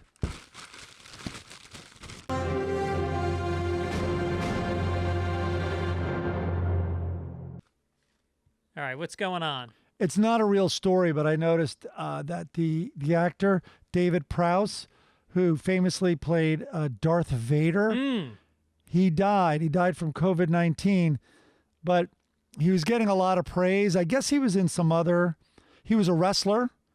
I also, he went to the Olympics. I don't know if he won the gold medal, but he went to the Olympics representing England. So anyway, he was kind of beloved in England, and he was in some other movies where he'd play either villains or monsters. Oh, I think he played Frankenstein. But he's getting all this praise for brilliantly playing Darth Vader. But let's unpack that. So you're this guy, David. You're talking to Lucas. I heard he got his choice, by the way, to play either, because he's like 6'7" or something. He could play either Chewbacca or Darth Vader. So either Chewbacca, by the way, you ever notice Chewbacca was either treated like a pet or a military genius, depending on which film it was.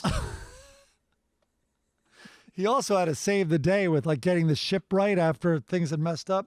Yeah. Yeah. So, okay, if you're given the choice to play Chewbacca or Darth Vader, either you have the most unbelievable range as an actor ever. You're basically going to play a kind of socially stupid Bigfoot, or you're going to play the most sinister, smartest guy in the room, not only the room, in the universe. Okay, so there's that. But that's not the case. What it is we don't care if you have range. Just get in this giant monkey suit or in this other suit where you're going to wear a helmet. And he's like, okay, but I've learned all my lines. Shouldn't have done that. You have no lines. Yeah. We're going to get these unbelievable, for Darth, this unbelievable stage actor to do all your lines. Yeah, James Earl Jones will be accepting the Oscar. You won't even get invited to the ceremony. So what do? You walk into a room authoritatively, which is taken care of because this suit is so uncomfortable, you're going to have a weird, rigid walk. So even your walk, there's no acting needed. And occasionally you're going to have to hold out your hand like you're squeezing something imaginary, and a guy's going to pretend to choke across the room. We're going to shoot him in a different day, though. So all you got to do is hold out your hand and squeeze it. So we want to send our condolences to David Prowse's family and speedy trip to heaven, David. What an actor. What a memorable role. So warm, Mike.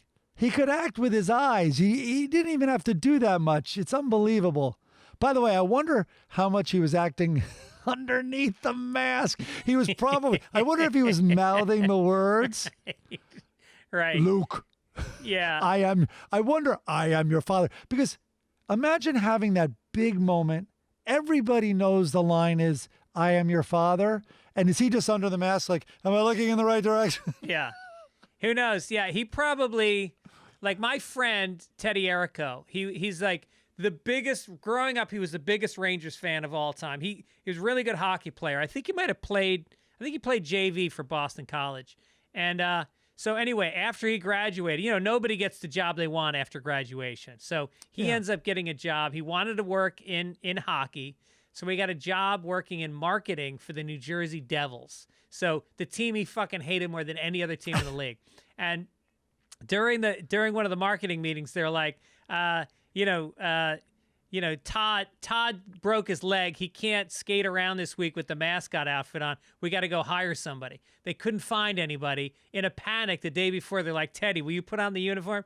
He puts on the uniform. He's skating around the rink with the gloves on of the Devil, and he's going like this. He's giving the entire crowd the finger as he skates in circles. That's perfect. You don't know what these people look like under the mask. There's another guy. Terry Erico lives in fucking Telluride, Colorado. I'd go visit that guy. Gorgeous. Yeah, he can get us a place. Oh my God. So listen, we can skip. I just love all those. Like, during the Luke, I'm your father. He's probably chewing gum under the mask. Like, when is this? I got to get to craft services. I'm starving. We can skip the Viggo Mortensen. Oh, story, I kind of like that. I kind of like that.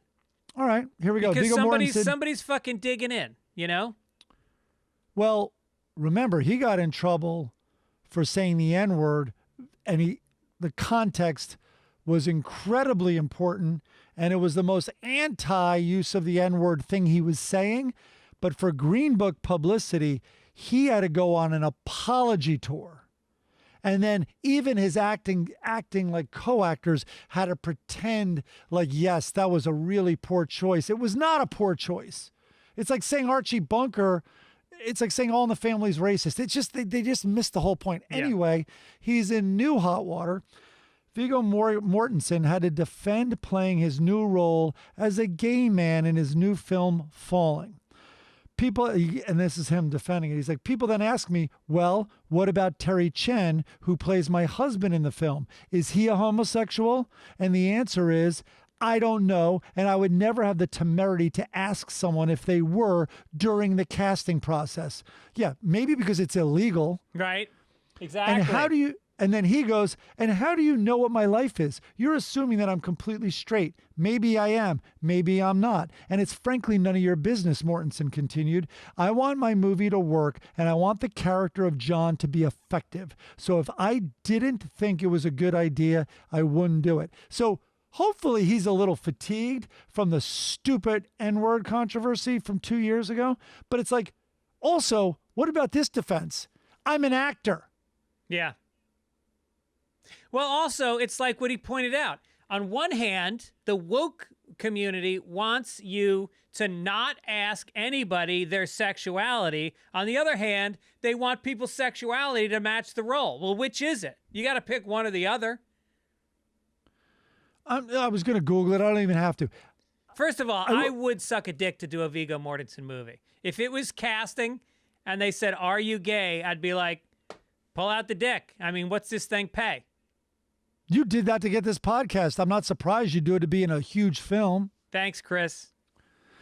But the thing is, it infuriates me. Also, I want to know what his character is like in Falling.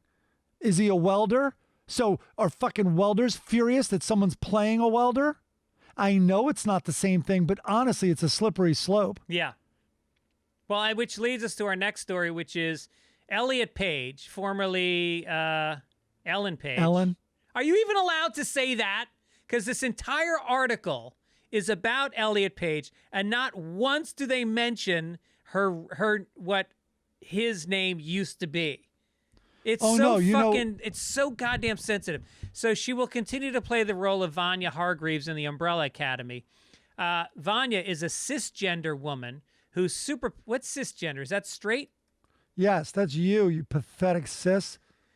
Doesn't cis sound gay? Like sissy? I'd keep moving on while we have sponsors. While superpower involves unleashing force through the use of sound. There was no plans to change the character's gender, insiders told Variety.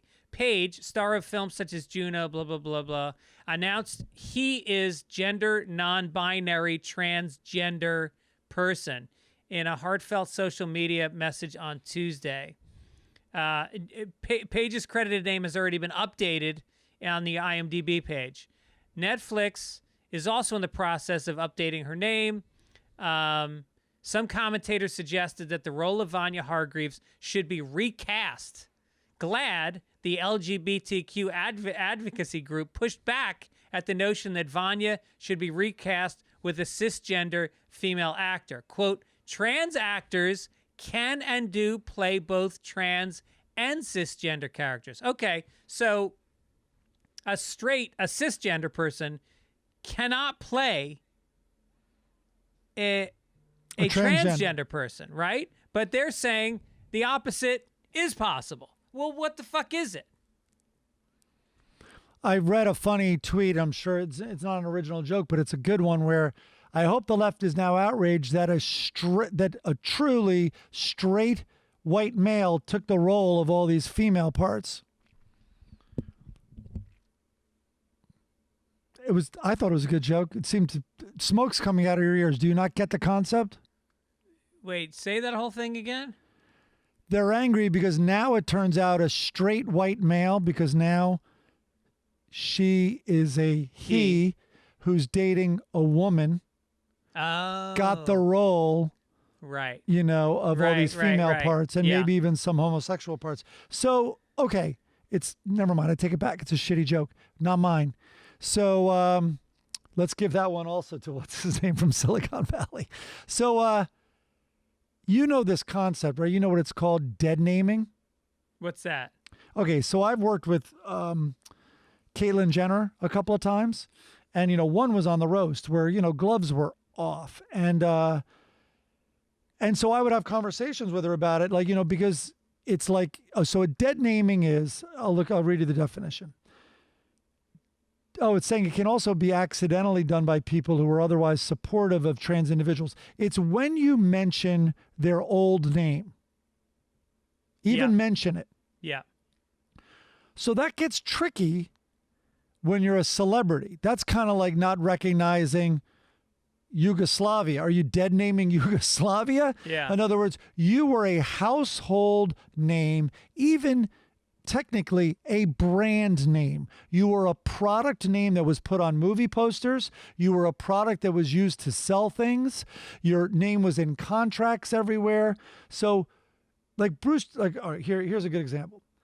The day that Caitlyn Jenner debuted, we were in a writer's room. The writing assistant called up Wikipedia, and in Wikipedia, kind of like you mentioned in this on IMDb, it had already changed, and it said Caitlyn Jenner won the gold medal in the Montreal 1976 Olympics. Yeah, in the men's decathlon, and that she won the men's decathlon. Yeah, and I'm like, keep in mind, half the room I'm in with are, in my opinion, kind of snowflakey at that point already. We're in the middle of Hollywood, but I'm like, I don't care what your views are. I do care what your views are, but that's not true. We're talking about an historical event, and the person, that means if you're really going to go by that, that means those medals have to be taken away because a woman was not allowed to be in the men's decathlon. Yeah.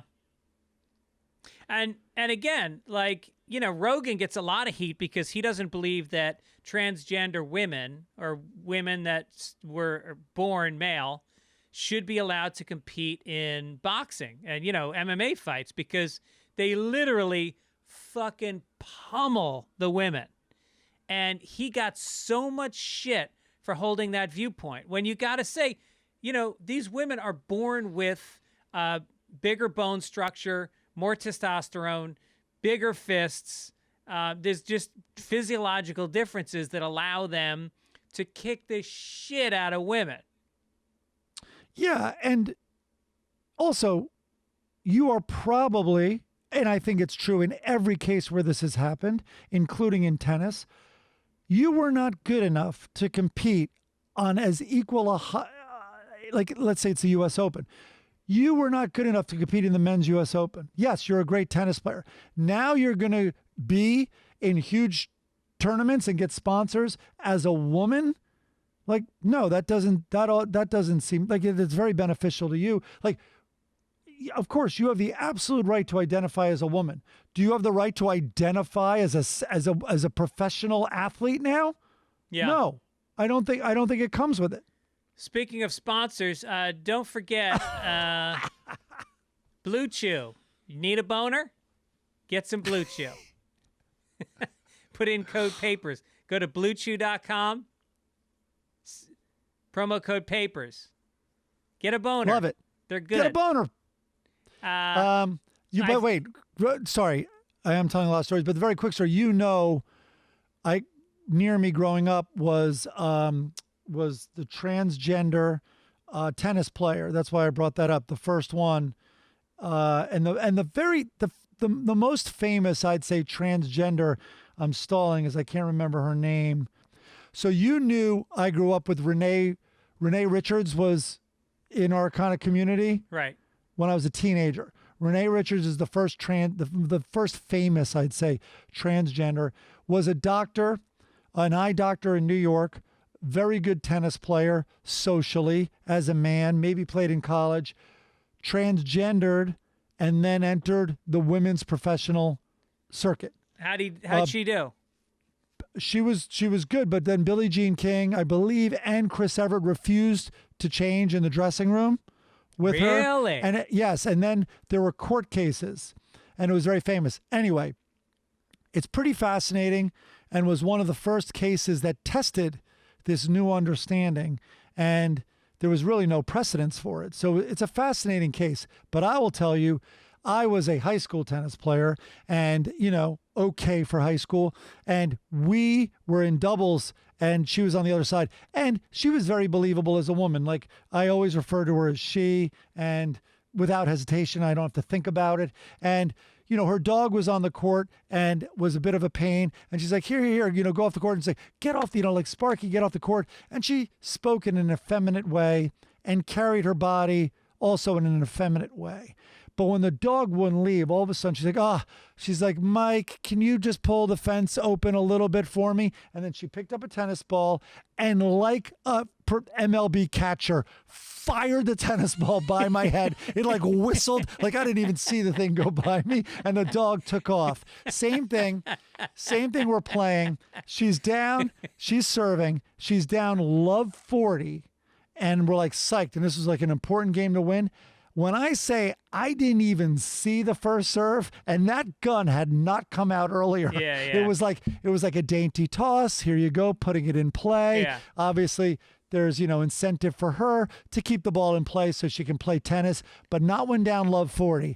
Love 40, a 6'3" men's really, really good serve came my way, and I didn't even move. Yeah.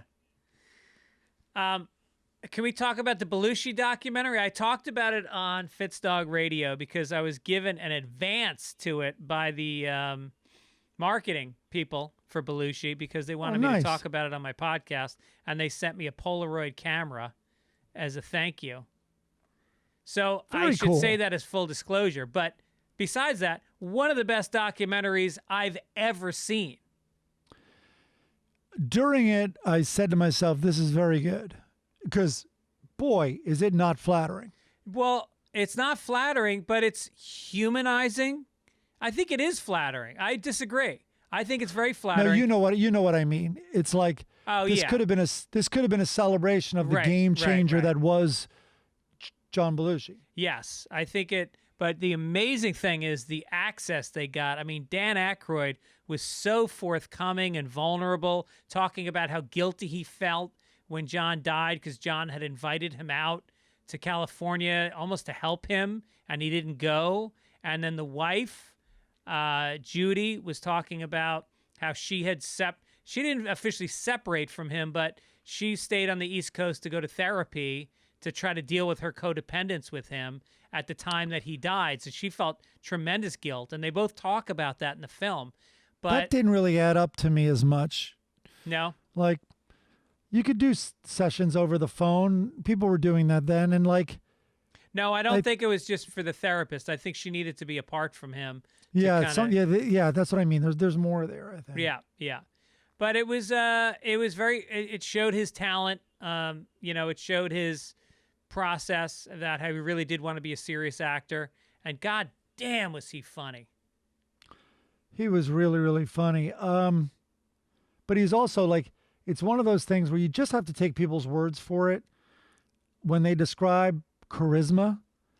And it is true, like every photo they showed of even just people standing on stage at Second City or his little improv troupe that he put together, like he really did pop, you know what I mean? And like, listen, there have been hundreds of years of fat guys playing the lead. And like, a lot of people say like, then it was John Candy and they put Zach Galifianakis in that as well. It's like, yes, but all the names I just mentioned also have this X factor where they pop. Right. It's Jackie all Gleason, you want. Chris It's Farley. all you want to. It's all you want to look at. Yeah. You know what I mean? Right. And it's weird that that's called talent because that is part of their talent. So is their real like acting and all that. But part of talent is charisma. Yeah. No, he had it. There's just certain things that are intangible. And you have so many people trying to be comedians today. And so many of them, like, they grew up in the suburbs. Their parents paid for college. They got out. They took classes at the UCB while their parents paid their rent. They've got nothing to say. They've got no life experience that's interesting. And they're not really the guys or the girls that made everybody laugh in the cafeteria. They just see it as this option now. It's almost like being a communications major to be a comedian these days. And here's a guy who came from this immigrant background. His parents were first generation. No, he was first generation. They were immigrants. And his father fucking worked 17 hours a day at a diner. His mom was this overweight woman that cooked all the meals in front of a big pot. He was embarrassed to have friends come over. He had a lot of weight issues, and he had a lot of charged things in his life that led to his comedy. And but there's just a natural thing about some people just have it, or just that brilliantly funny. I was picturing talking to you about this and you had not seen it. And in my head, I was like, well, if Greg asked me what was the hole in his soul that caused this voracious addiction, do you think the documentary fully explained that? I went to the immigrant parents just because that was the only thing that struck me as the cause of it. But I think fame just as much so. I think at a certain point, within 2 years, he went from obscurity to having the #1 movie in the country, Animal House, the #1 album in the Billboard charts, which was the Blues Brothers, and he was on the #1 TV show, Saturday Night Live, all at the same time. And it was crushing. It was crushing. He lost his freedom. He felt like everybody wanted something from him. He couldn't be himself anymore. And I think he was a true artist who needed some space. I see some of that, although he was already well into the cocaine before that, like even when Chevy was the star. And I'm also wondering, they did spend a lot of time. This, by the way, none of this spoils this documentary for you. They did spend a lot of time on his arrogance isn't the complete right word, but SNL was beneath him. It wasn't a thing yet, by the way, but when he was interviewed, when they were launching SNL, remember he even talked about having the worst attitude ever when he went in there, but he had to be the alpha wherever he was. And I just think that there was something, I don't know what it was, but, a very disapproving father. And keep in mind, this whole career was outside of the restaurant. And I think he always felt shame and guilt about that. Outside of the family restaurant that he was supposed to take over. Right. So I think he always had a judgmental father going on. But I wonder if there was abuse. There was obviously, I'm sure, a lot of shame. I was waiting to see in his diary, kind of like when they show diaries, very much like the Shandling documentary. Yeah, I was just going to say, like Shandling. And I'm like, I was waiting for more I'm so ugly. I'm ugly inside and out, like all that shame, you know Yeah. what I mean? He was probably fat shamed, of course, growing up and stuff. So I wonder what it was. But what really struck me also about it was you're seeing like the epicenter of comedy for the next generation. Yeah. I mean, it's Bill Murray, it's all of SCTV. Yeah, yeah. It's and he really was. It's like whether it's like Coltrane or Mingus, who it's like, no, that guy's the best drummer, that guy's the best trumpet player, that guy's the best, and he brought together this funny generation. I mean, he really, like, without him, it would be the butterfly effect. It would be very interesting to see where comedy is right now. Like, there's no Ghostbusters without Belushi, right? Yeah, right. And he wasn't in it or had anything to do with it. He was supposed to be in it. Right. But like, because there's no Dan Aykroyd without Belushi. Right. Or there is. Absolutely. There is, but it's a different kind of Aykroyd. Yeah. It's not a cool Aykroyd. Aykroyd was never cool, and John Belushi made Aykroyd cool. All right, let's get to a couple notes. We were talking about perfect movies. You had seen Silence of the Lamb. No, you had seen Cuckoo's Nest. Which one? Oh, yeah, One Flew Over the Cuckoo's Nest. We talked about perfect movies. We solicited your suggestions, and Nate said, I believe that Hell or High Water is a perfect movie. To me, it has it all. Robbing banks, complicated family dynamics, sticking it to the man. Chris Pine is great. Jeff Bridges is great. Ben Foster is great. Didn't see it. It's now on my list. Have you seen it? I saw it. Nate's right. It's very, very good. And that year, it didn't get a lot of attention, and it made every critics list of one you should see.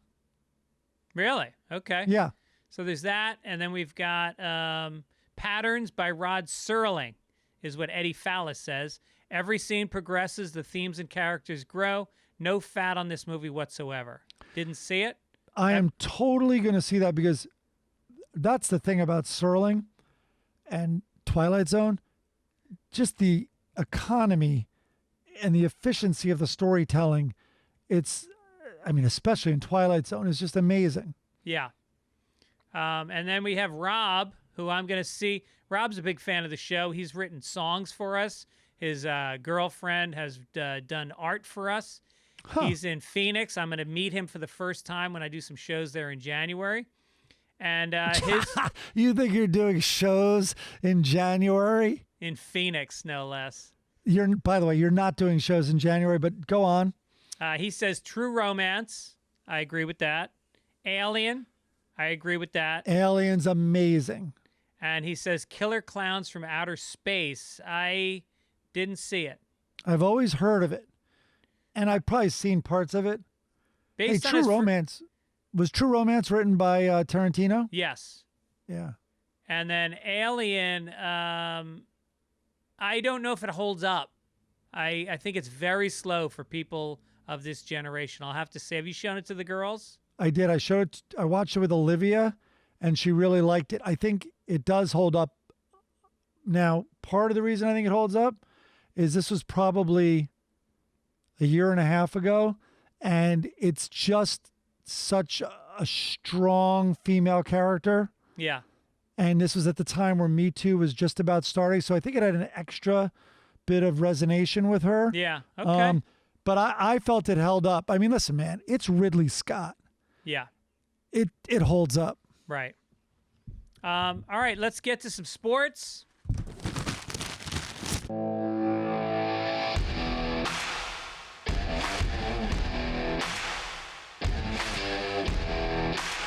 Bad news for Mike last week. Tampa Bay fucking squeaks it by the point spread.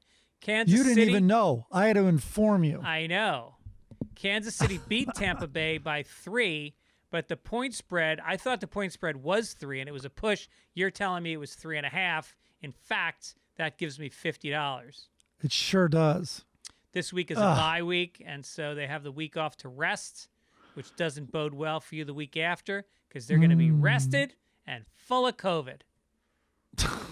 Tampa. We also had $50 on Tyson versus Jones Jr. That is a push, ended in a draw. Yeah, and apparently the winner of the night was Snoop Dogg. Did you hear about that? No. Snoop Dogg called the fight. He also performed a little before it, and I think he might have smoked pot on camera while calling the fight. That's amazing. And so I just grabbed I didn't see it, but I went online. I had heard about it, and I grabbed a couple of things. So at one point he goes, I guess Tyson was up against Roy Jones' ear, and he goes, "Oh Lord, don't let him have a flashback." And then another one, they're in the corner, and the trainer goes to Jones, "Frustrate him." And Snoop goes, "Do we really want to frustrate him?" But the best was they're at it in the middle of the ring, and they're really exchanging blows.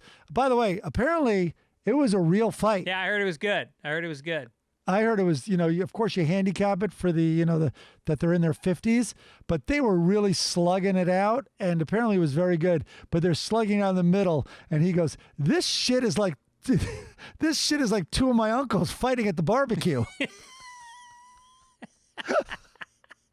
And then later, another round, he's like, later at another round, he's like, "Grandma, they out there fighting again." It's so great. I mean, I am 100% getting the next pay-per-view if Snoop's announcing. Yeah. Now that's he earned his money. So there's all this talk that they want him in MMA. They want him everywhere. All right, we're going to skip science and business and go straight to this day in history.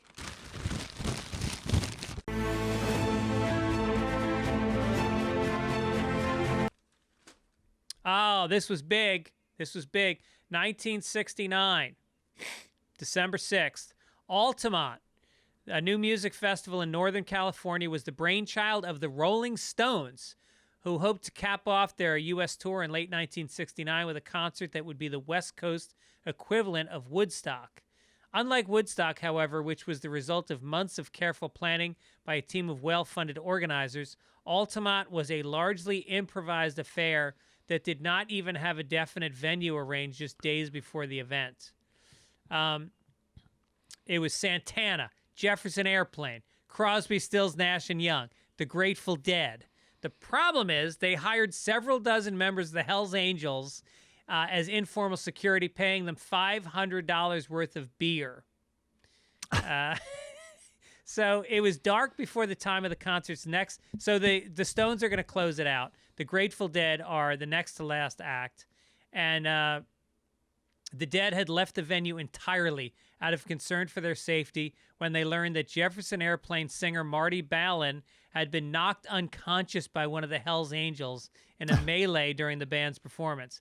It was during the Stones set, however, that a 21-year-old Hells Angel named Alan Pissarro stabbed a gun-wielding 18-year-old named Meredith Hunter to death just 20 feet in front of the stage. Unaware of what had just occurred, the Rolling Stones completed their set without further incident, bringing an end to a tumultuous day that saw 3 accidental deaths and 4 live births. How could there be 4 live births? Woodstock had more than that. No. Yeah.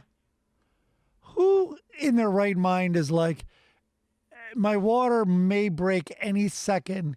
I'm going to go in the middle of a mud field. I know. That was to the a 60s, concert. man. That was the 60s. That seems like a high number.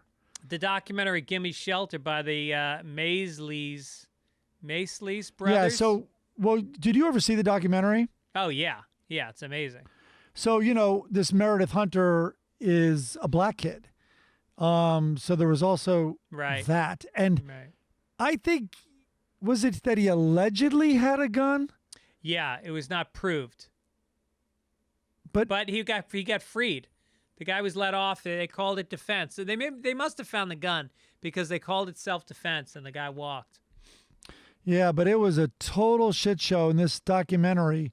If you haven't seen Gimme Shelter, it's great. It's great. It's unbelievable. And then there's also a documentary about Muscle Shoals, the studio down in. No, that's one of my favorite documentaries of all time. I think they deal there with the Stones were recording an album there when they planned Altamont, and they showed how fucking casual it was.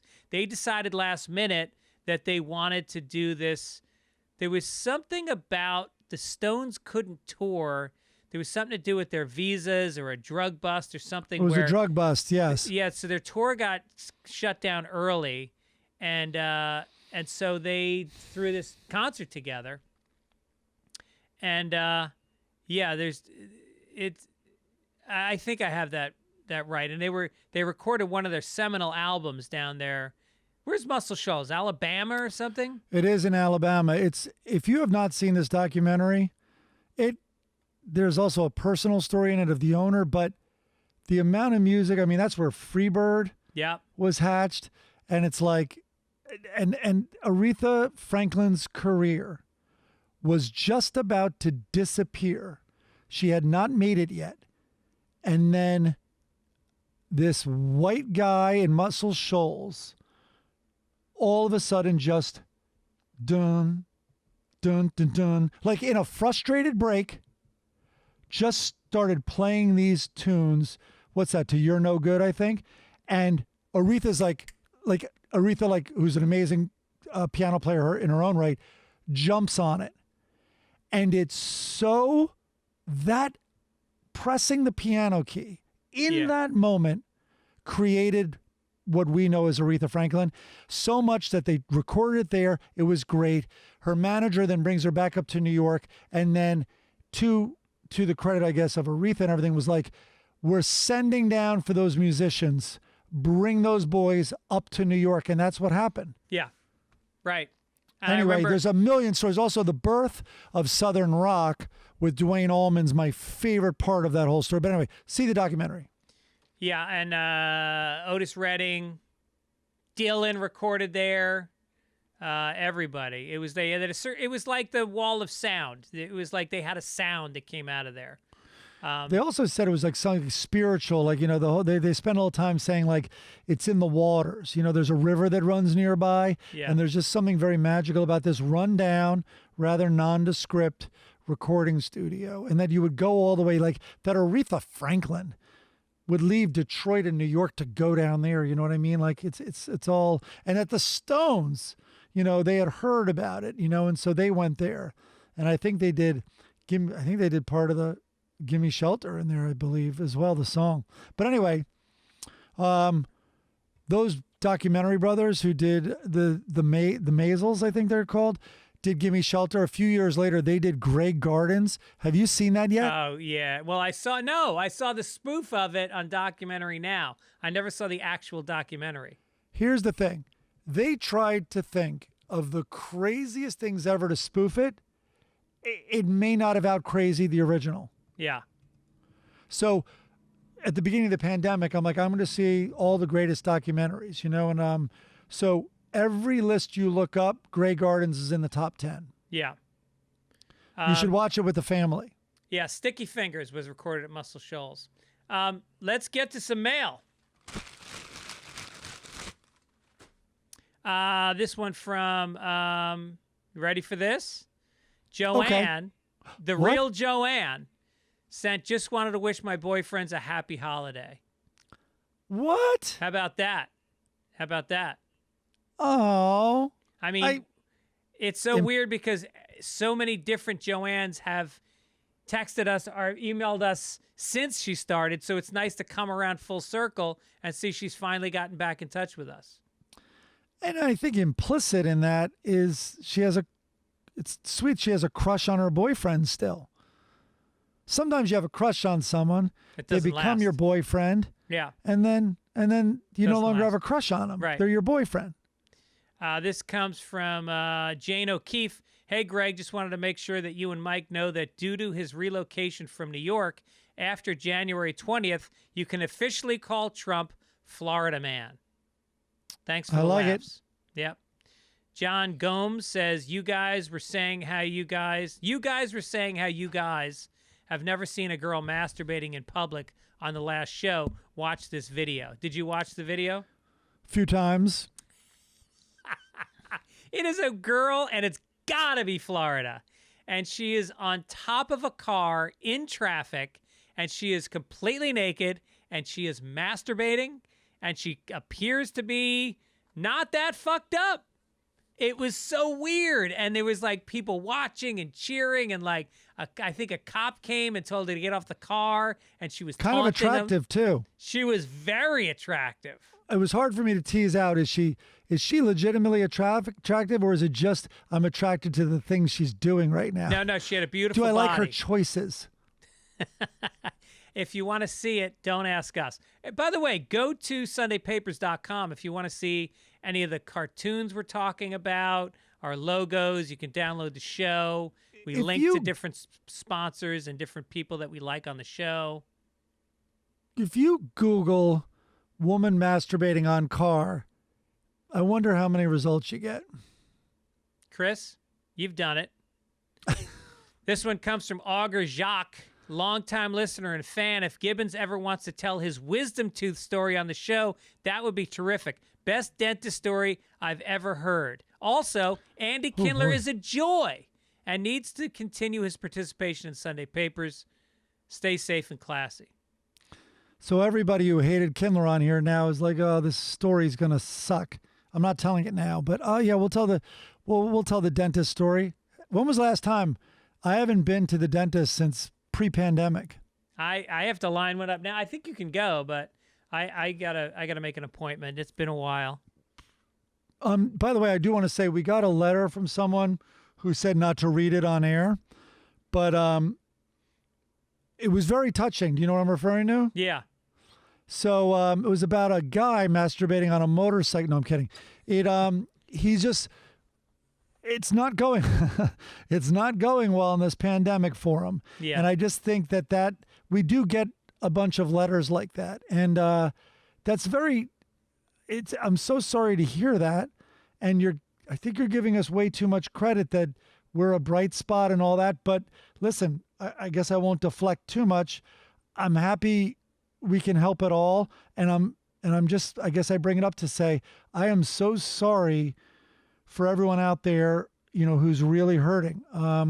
We kind of make fun of the news, which includes trying to find the light side of this virus. And we are well aware that for many people, there is no light side of this virus, and there's no light side of this pandemic and lockdown. So hang in there. Those of you who are hurting, and, hopefully we're seeing the light at the end of the tunnel, later this spring, I guess. Yeah, it seems like we're in for some very hard times. This is the second wave they've been talking about. Deaths are up like double. And for people that have young kids and are both trying to work a job, it's really tough, and even tougher for people that have no jobs. And you don't know when it's going to end. So that's the hardest part, is you can't say, well, I've got this amount of money, I can make it stretch for these 3 months until it ends. It's this unknown, and I think it's very existential, and it causes a lot of depression. And thank God we've got the obituaries to cheer people up. Here it is. And that's all, folks. Tony Hsieh, I don't know how to say it because it is Asian. He founded Zappos. Listen to this. Listen to this guy's life story. We talk about Teddy Errico skating as the New Jersey Devil after graduating. This guy got out of Harvard, and he founded Link Exchange almost immediately. It was an early internet advertising network. In '88, 2.5 years after he founded it, which was... He stole it. By the way, he stole it from... How funny if he stole that from the Winklevoss brothers at Harvard. So this guy's 3 years out of college. He sells his company to Microsoft for $265 million. He then founded Venture Frogs, which was an incubator that started Ask Jeeves, Open Table, and Zappos. What? Yes. And he got it off the ground in '99. And in 2000, he became Zappos CEO, built a business about customer service, making customers feel good, became known for his corporate culture, offering good compensations, though he insisted on a small salary for himself. He introduced a new structure for Zappos employees that he called holacracy, eliminating the hierarchy and doing away with bosses and supervisors in favor of employees' self-governance. Isn't that amazing? Yeah. He retired in 2020. Yeah, he sold Amazon bought Zappos. But so anyway, and if you wanna do something in lieu of flowers, he asked that you send size 10 Nikes to the funeral home in Santa Barbara. How did he die? Certainly not from running away from something, because he would have gotten so far ahead of whatever the danger was. Maybe smothered in cash from just rolling in it on his bed. What a guy. Jesus. All right, let's do That's the funnies.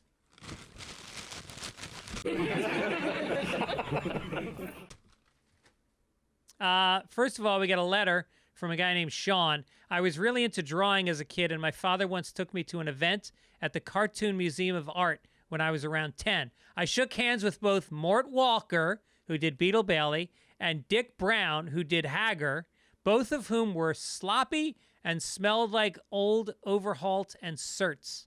They signed a napkin or something my dad had in his pocket. So great that it meant that much to you that you had something prepared for him to sign. Hey, here's a snot rag my dad's got in his pocket. It's got jizz on it. You mind? Okay. All right, first one. Speaking of Mort Walker, here's a Beetle Bailey for you. It is our favorite general fucking Me Too, who says he's looking at his speech at his desk. When I make this speech, I must remember not to say well so much. It makes me sound stupid. In walks the unattractive sergeant who works for the general, and she's got with her Ms. Buxley, who has on a leopard skin halter top, Daisy Duke shorts with killer legs. And I have to say, beautiful arms. And she says, General, while I'm on leave, Miss Buxley here will take over for me. And the general goes, well, well, well. While leaning on his desk and staring at her. Well, well, well. Okay, those shorts, just to give the listeners an idea, we're seeing it from the front. They're above the thigh. They're above the vagina. I was going to say easily the back of that is above the asshole. Mm-hmm. Yeah. There's no doubt. And she's got slits for eyes, making her look kind of dumb and blonde. Probably drugged. Well, well, well. Well, well, well, well. A weak one in the herd. Let's get over to Hager, who is also a big fan of women, and his wife, Helga. She's holding an iron. She says, I've been ironing clothes. He's sitting on an armchair with his hands crossed across his chest, leaning back. She says, I've been ironing clothes, washing windows, scrubbing floors, and you just sit there waiting for me to bring you a snack. What does that say about you? And Hager kicks back and he goes, I'm patient. Hell yeah. Hell. Now, we can excuse this. It's one thing when, like, you know, on the Lockhorns, when Leroy is like this. This is back in, what, the 1400s? When do you think Hager took place? It looks like 1970 from the drawing from the chair he's sitting in. He's in a lazy boy. But you can excuse his behavior. He's not raping her. He's not beating her. This is a good day for Helga. I'd say, now, this is a little, breaking it down a little bit. Okay, there's no effort made to draw a room or a background. No. Or, like, it looks like they're in a green screen studio. He's just in a chair sitting. It's almost like he's in heaven. And she comes up, so there's no effort there. The whole background, like a green screen, changes color when she yells. Also, it just seems like it's either like very artsy or lazy. And then they're also both wearing their Viking helmets. Yeah. At home, talking about laundry. Yeah. I think you got to be ready for an invasion at any second, whether you're doing laundry or ironing. You know, the Mongols could show up at any second. You get that call. Always wear a helmet during those times.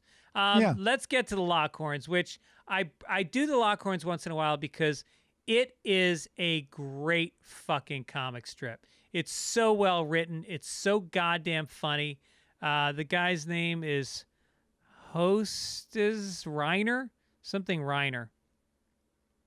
So on the wall, Dr. Pullman, marriage counselor. There's a counselor. He's sitting. He's cross-legged, taking notes. He's got a beard. And the Lockhorns are on the other side of the desk. They're in marriage counseling. And Leroy says, well, being a disabler isn't good either. That's a great joke. That's a great joke. It's got a punchline. It takes a little bit of work. You have to know that enabler is something that might come up. It's fucking efficient. funny. All right, here's the second one. I have a second and a third one. Leroy is looking at Loretta, and he goes, of course I remember Loretta. I've got a memory like one of those big gray animals with the trunk. Next one is Leroy is sitting on the chair. He's reading a magazine. Loretta is grousing to her friend as they walk out with pocketbooks. She says, I wish I had a nickel for every time Leroy said he didn't have two nickels to rub together. It's just funny. It's just, that's what I want. It's the end of the news. I've just read about some fucking genocide and some sub-Saharan African village, and, you know, the Dow is down or whatever, and then I get a couple of fucking chuckles, even if it's just a smile. But I'll give you chuckle with the fucking Lockhorns, which leads us right to the family. What's that? Oh, yeah, don't worry. The family circus can wait. The memory one reminds me, remember that joke about, like, the guy using mnemonic device? No. I don't remember how it goes, but I'm just going to wing it. Two old guys in a retirement home, and the guy goes, I got this new memory program. It's incredible because my memory's going. Frank, your memory's growing. He's like, and it's this new thing. You use a mnemonic device. It's amazing. He's like, how does it work? He's like, He's like, what's the name? He's like, he goes, my memory's back. He's like, it's better than ever. And he's like, how does it work? And he's like, oh, what the hell is it? It's a flower. It's a flower. It begins with an R. And the guy's looking at him like, Rose? He's like, that's it. And he's like, Rose, what's that new memory program I'm using? That's fucking great. I love that one. That's fantastic. Okay. I guess so Mike, you really set up Family Circus to fail after that joke. Oh, I think the Keens have taken care of the setting up Family Circus to fail. Okay, so when I saw this one, it's two kids all bundled up in their hats and their scarves, and they're in church, and you can see Christmas trees. Which, does church have Christmas trees? Nope. I guess I don't remember seeing them in there because that's a very pagan ritual.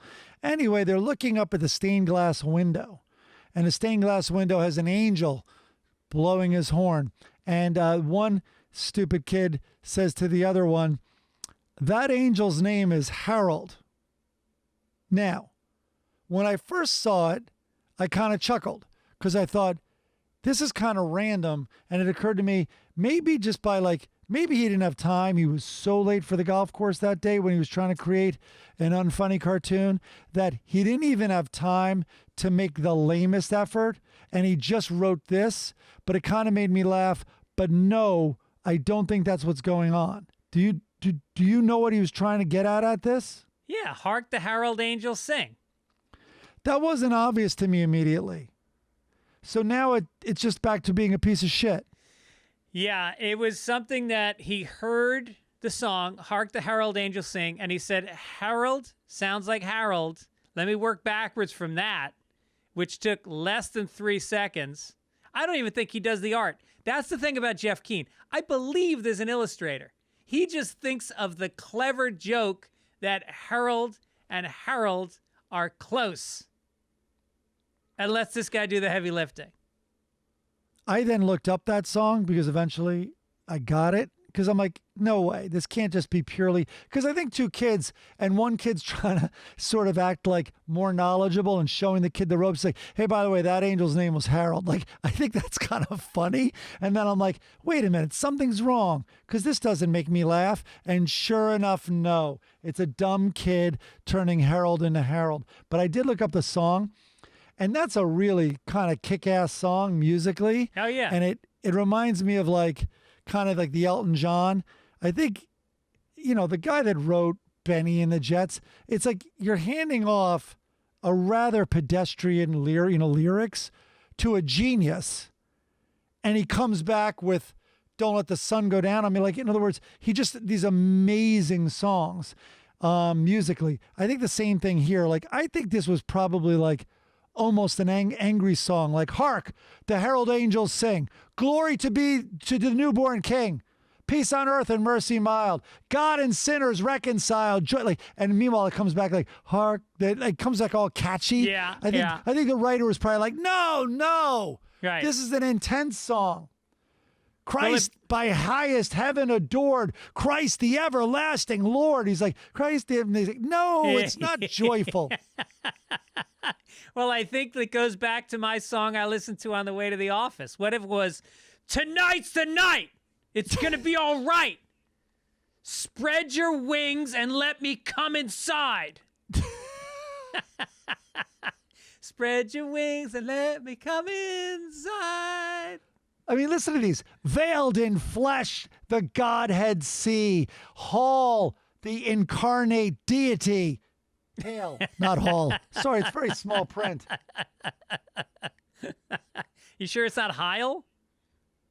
Hail the heaven-born Prince of Peace. Hail the Son of Righteousness. It And is then you have always a little- weird how the Catholic Church is always trying to get you to fucking hail and obey and worship. What an insecure God they created. Glory to the newborn king. Yeah, it's very defensive. Speaking All right, of what do we got? defensive, Jesus Christ. I got to tell you something. Once in a while, Blondie really shows me something. And I think there's sort of like a postmodern Blondie that started in like the aughts. And she's starting to realize the power structure is off. And she's calling him on it. So Dagwood Bumstead, is sitting in a chair with his legs crossed reading the paper. Boy, this guy, the amount of time he reads the paper, he must be the slowest fucking reader. And she says, honey, did we just have a heated discussion? And he goes, that depends on your definition of heated discussion, dear. And she goes, a heated discussion is one that causes dinner to be a plate of cold cuts. Dagwood slumps down and goes, in that case, it was not even close to being a heated discussion. And she goes, well played, dear. Did Keene write this? Yeah, no, there's no punchline. I think it's really about Blondie taking back this fucking house. And I'm hoping it's a trend. I'm hoping because first of all, you don't see her. She's from behind. You can see the back of her golden locks, and she seems to be like doing a Sudoku or something. And I think it's really a statement. She's got her back to Dagwood. She's not standing with a pot in her hand asking what he wants for dinner. She's telling him, you just lost that argument. Correct? Put your fucking tail down, slump in that chair, bitch. And there's no wordplay on heated and hot Nope. dinner being reduced to cold cuts? I There isn't. don't think so. It seems confusing. Yeah. Anyway, we go out on a confusing note as we finish our longest Sunday papers in history. 2 hours and 10 minutes, minus a couple small edits. And flew by, didn't it? It did fly by, actually. Normally, as the listeners can attest, it drags. What? It's based on looking at how those fucking numbers drop off on the Libsyn site.